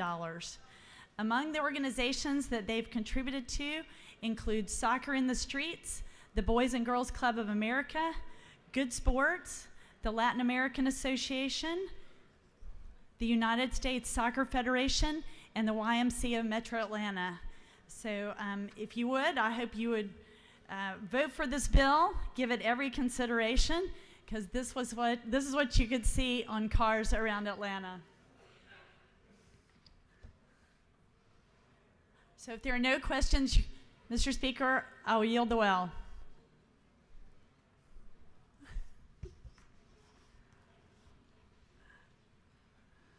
You have no questions? Thank you, thank you. Lady has yielded the well. Is there any objection to the previous question being ordered? The chair hears none. The previous question is ordered. Is there any objection to agreeing to the report of the committee, which was favorable to the passage of the bill? The chair hears none. The report of the committee is agreed to. Shall this bill now pass? All those in favor of the passage of Senate Bill 8 will vote aye. Those opposed will vote no, and the clerk will unlock the machines.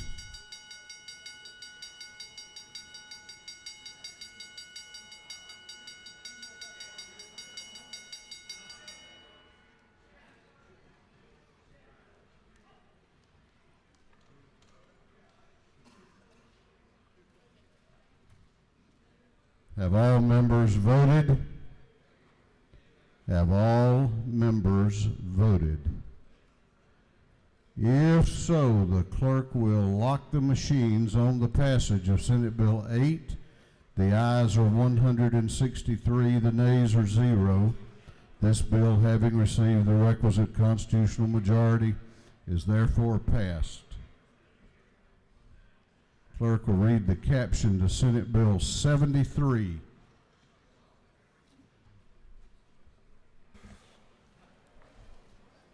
Senate Bill 73 by Senator Harper, the 7th Albers of the 56th Gooch, the 51st, and others, to be entitled an act to amend Code Section 15, 1880 in Article 4, Chapter 7, and Title 47, the Official Code of Georgia annotated relating to the policy and procedure relative to pre-trial intervention and diversion programs and revenues collected from fines and fees. This bill having referred to the Committee on Retirement, that committee recommends that this bill do pass.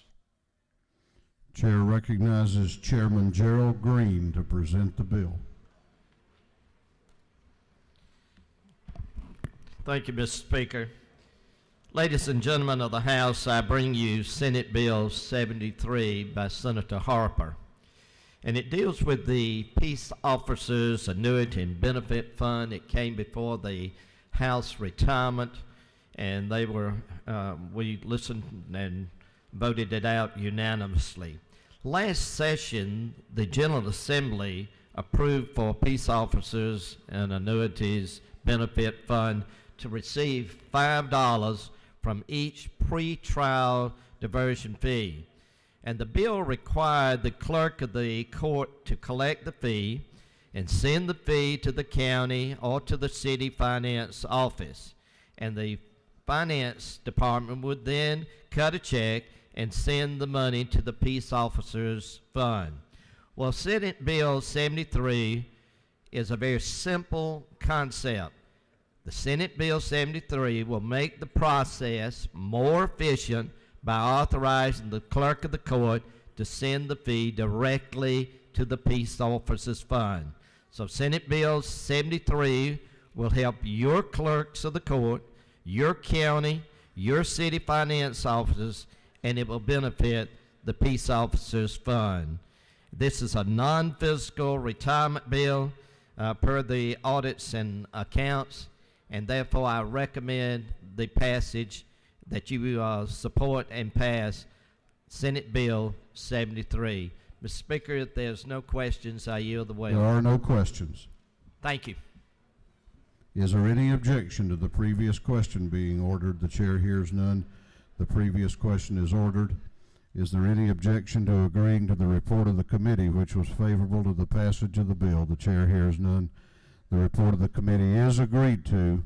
Shall this bill now pass? All those in favor of the passage of Senate Bill 73 will vote aye. Those opposed will vote no, and the clerk will unlock the machines.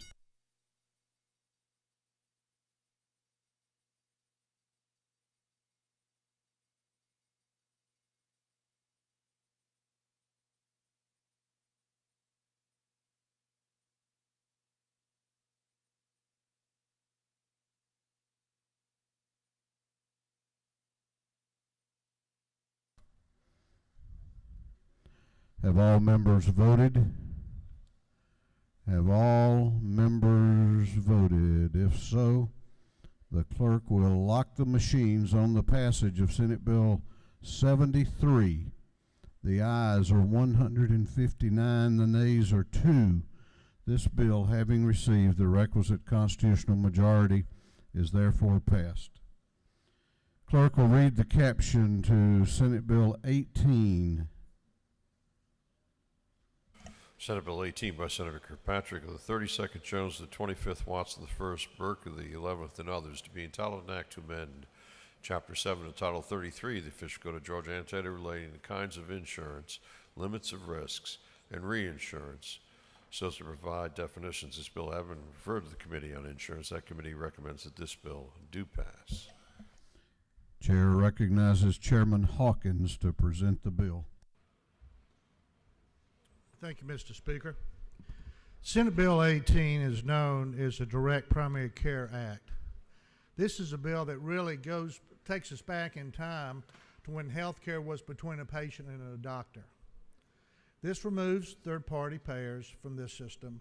This is a system where the patient pays between $40 and $100 a month to have a physician be their physician and come in and see that man or woman. It is affordable, and if you think about what you're paying $40 to $80 a month for, or $40 to $100 a month, it's less than a cell plan. But it is one way that Georgians, especially Georgians with middle incomes, can afford health care. They can afford health care because, again, it's just between the patient and the physician. Instead of seeing the back of a physician's head, typing things into a computer and putting it into a system that goes to a third-party payer, the physician is once again looking you in the face and listening to you. This is not insurance. If the patient could and should layer insurance on top of this with major medical and hospitalization like we did 30 and 40 years ago. Remember those days where we had those layered plans? This is a plan you would do that with. I hope you will vote in favor of this plan and give Georgians another avenue to access health care. Thank you, Mr. Speaker. With the no questions, I'll yield the well. You have questions if you care to yield. I'll yield. Chair recognizes Chairman Beverly to your left for a question. Does the gentleman yield? I do. Thank you. According to line 3, physician, when you laid out a physician means a person licensed to practice medicine pursuant to Article 2 of Chapter 34, Title 43, does include just medically based physicians or all the ancillary folk who are licensed to practice medicine in the state of Georgia? Yes, it's does. all ancillary as right. Well. It would include you. You make me invoke the chokers. Thank you. It's a good bill. You're welcome.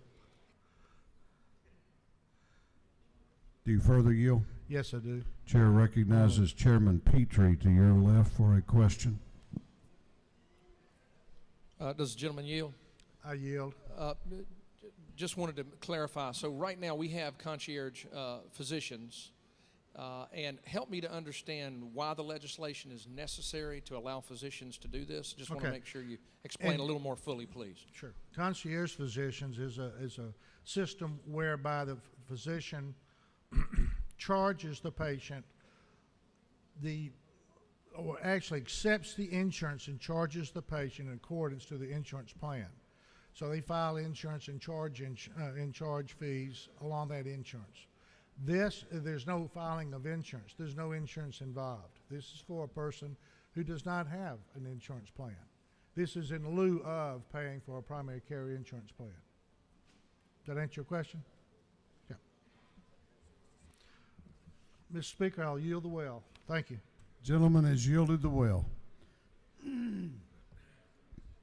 Is there any objection to the previous question being ordered?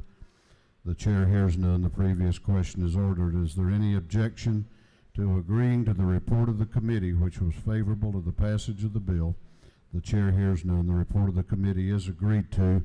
Shall this bill now pass? All those in favor of the passage of Senate Bill 18 will vote aye. Those opposed will vote no, and the clerk will unlock the machines.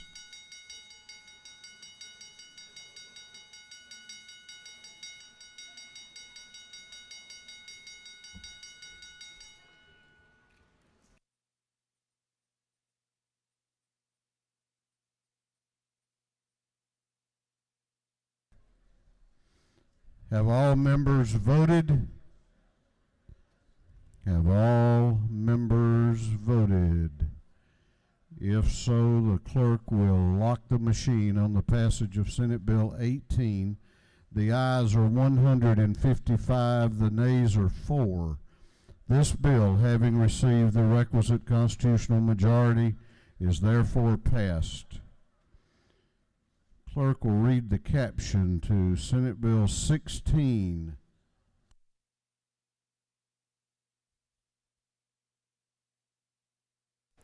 Senate Bill 16 by Senator Kirkpatrick of the 32nd, Huffstetler of the 52nd, Watson the 1st, Burke of the 11th, and others, being entitled an act to amend Chapter 34 of Title 43 of the Official Code of Georgia, annotated relating to physicians, assistants, and others, so as to enter into an interstate compact known as the Interstate Medical Licensure Compact Act. This bill had been referred to the Committee on Health and Human Services. That committee recommends that this bill do pass. Chair recognizes Chairman Silcox to present the bill. Thank you, Mr. Speaker. I come to you with Senate Bill 16. Senate Bill 16 is the Interstate Medical Licensure Compact Bill. This bill would make Georgia the 25th participating state in the compact, and the goal of the bill is to provide improved access and protect the public. The bill does primarily 3 things. Number 1, it provides for an expedited licensing process for doctors coming into the state with a clean record. Wait times are currently long in our state because our composite medical board has to do primary source information verification of each piece of information in the application. If someone applies for an expedited pathway coming from another compact state, Georgia would have to access to the information already verified by their primary licensing state. Doctors who do not qualify for the expedited process, if, for example, they had their DEA suspended, would go through the normal process. This bill allows data to be shared with other compact states, including any disciplinary action. And finally, the bill does add a background check provision, including fingerprints. This will allow Georgia to screen doctors with potential issues who are choosing Georgia as their primary state. Most hospitals and many large medical groups already require background checks to protect the public. The fees will be paid by the applicant. This bill would help with getting qualified doctors through the licensing process and into practice more quickly, and would also help our state as we develop our telemedicine programs. If there are no questions, Mr. Speaker, I will yield the well. You have a question if you care to yield. I do. Chair recognizes Representative Jasmine Clark to your left for a question. Does the gentlelady yield? I do. Just to clarify, so for states who are all the 25 states who are in this, do they all have the same standards? Yes, the ma'am. exact same standards? Yes. All right. Thank you. Thank you. If there are no further questions, I'll yield the well. No further questions. Is there any objection to the previous question being ordered? The chair hears none. The previous question is ordered. Is there any objection to agreeing to the report of the committee, which was favorable to the passage of the bill? The chair hears none. The report of the committee is agreed to. Shall this bill now pass? All those in favor of the passage of the bill will vote aye. Those opposed will vote no, and the clerk will unlock the machines.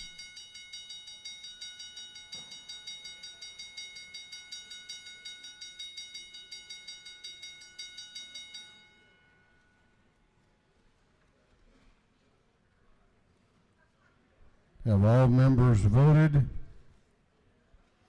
Have all members voted? If so, the clerk will lock the machines on the passage of Senate Bill 16. The ayes are 164, the nays are 1. This bill, having received the requisite constitutional majority, is therefore passed. Clerk will read the caption to Senate Bill 80. Senate Bill 80 by Senator Lucas of the 26th, Mellows of the 53rd, and others, to be entitled an act to amend Part 10 of Article 7 of Chapter 3, Title 12 of the Official Code of Georgia, annotated, relating to the Georgia Music Hall of Fame Authority, so as to remove expired provisions relative to the issuance and review of requests for proposals. This bill I refer to the Committee on Economic Development and Tourism. That committee recommends that this bill do pass.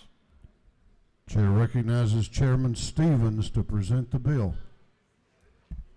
Thank you, Mr. Speaker. Members of the House, this bill, as you might recall, about 10 years ago, we had the Music Hall of Fame and the Sports Hall of Fame that was using state funds almost exclusively for maintenance and operation and basically to run their whole budget.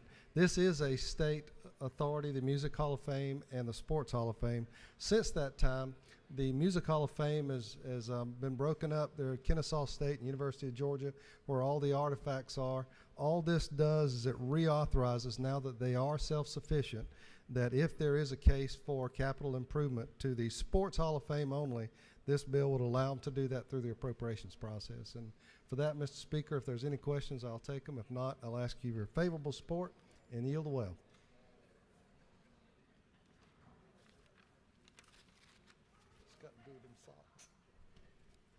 You have no questions. Is there any objection to the previous question being ordered? The chair hears none.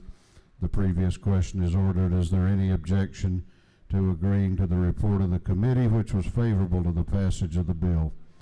The chair hears none. The report of the committee is agreed to. Shall this bill now pass? All those in favor of the passage of the bill will vote aye. Those opposed will vote no, and the clerk will unlock the machines.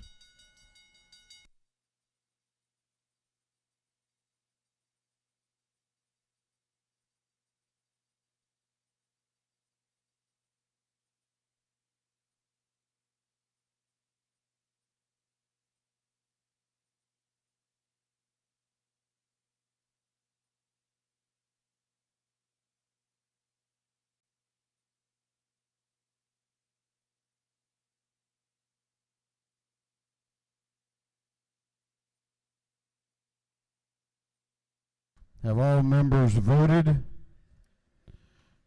Have all members voted? If so, the clerk will lock the machines on the passage of Senate Bill 80. The ayes are 158, the nays are 7. This bill, having received the requisite constitutional majority, is therefore passed.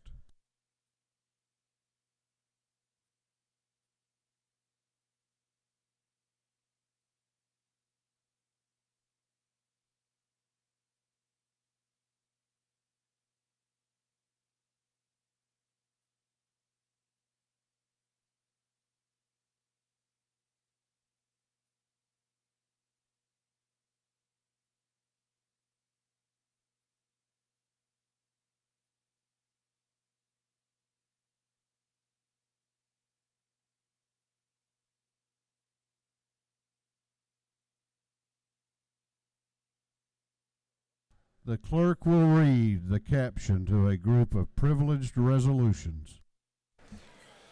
Recognizing and commending Chandra Curley for her outstanding success in the entertainment industry, commending Mary Georgia Moore as a distinguished older Georgia for 2019, honoring the life and memory of D. Hal Everett, commending and congratulating Thomas Trey Sprecher, recognizing March 20th, 2019 as Skin Cancer Awareness Day at the State Capitol, recognizing and commending the Georgia High School Fencing League and its member teams, recognizing and commending Sigma Nu Fraternity, commending the City of Avondale Estates for its Tree City USA recognition, honoring the life and memory of William Lee Billy Rogers Jr., recognizing Gainesville High School on the grand occasion of its 125th anniversary, recognizing and commending Penny Aiken Rogers on her outstanding public service, recognizing and commending New Zion Missionary Baptist Church on the occasion of its 63rd anniversary, recognizing and commending Reverend Greg Ussery on the occasion of its 30th pastoral anniversary, recognizing and commending the Honorable Kenneth Vance, Director of Post, commending and recognizing the great leadership of the American Peanut Shellers Association, recognizing April 24th as Meningitis B Awareness Day at the State Capitol, recognizing and commending the College of Environment and Design at the University of Georgia on the occasion of its 50th anniversary. Commending the Mill Creek Varsity Competition Dance Team for winning the 2018-2019 6A/7A GHSA State Dance Invitational Competition. Commending Jack and Jill of America Incorporated, and for other purposes. That completes the reading of the privilege resolutions.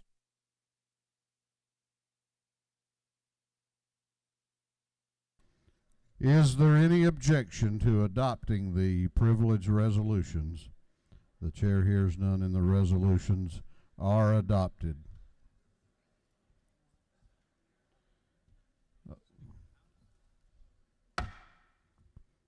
This house will be in order. We still have some very important business to attend to. We have other birthdays. Sunday, which is the real St. Patrick's Day, will be the birthday of Representative Mark Newton. Happy birthday, Representative Newton.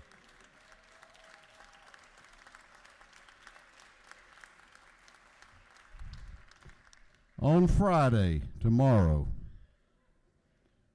the celebrations are going to be beginning all over the coast. Savannah on Saturday, the city of St. Simons on Friday.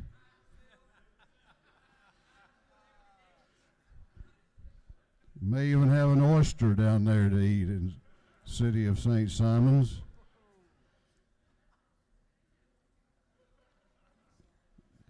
I'm not going to tell y'all what birthday it is, but it's significant. I want you to join me in wishing a happy birthday to one of our most immature members of the House, Representative Don Hogan.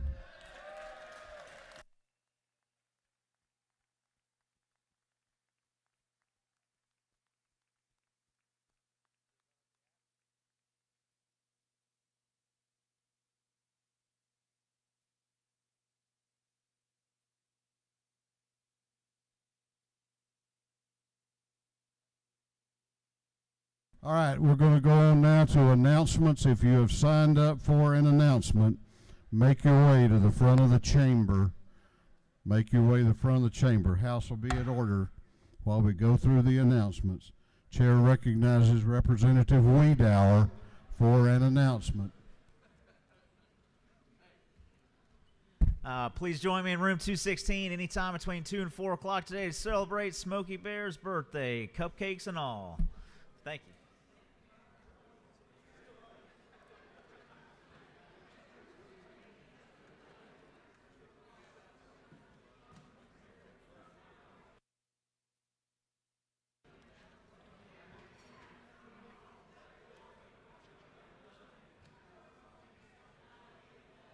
Chair recognizes Representative Bazemore for an announcement.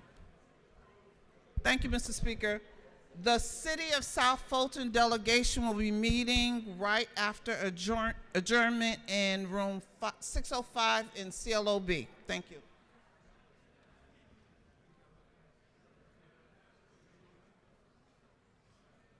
Chair recognizes the chair of the House Insurance Committee, Chairman Smith, for an announcement. Thank you, Mr. Speaker. The House Insurance Committee will meet Monday morning at 8 o'clock in room 606 CLOB. Monday morning at 8 o'clock. Thank you, sir.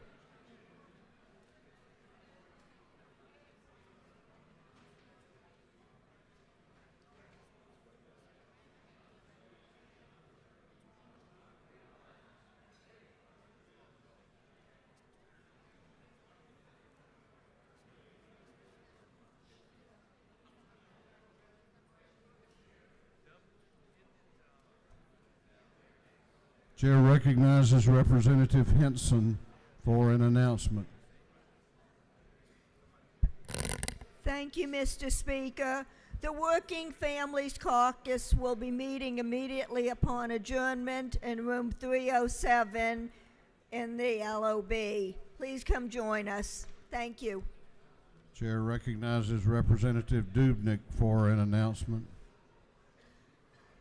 Thank you, Mr. Speaker. The Juvenile Justice Committee will meet in room 406, CLOB at 1 p.m. Thank you. Chair recognizes Representative Ridley for an announcement. Thank you, Mr. Speaker. Regulated Industries Professional License Subcommittee meet at 2 o'clock in CLOB 515.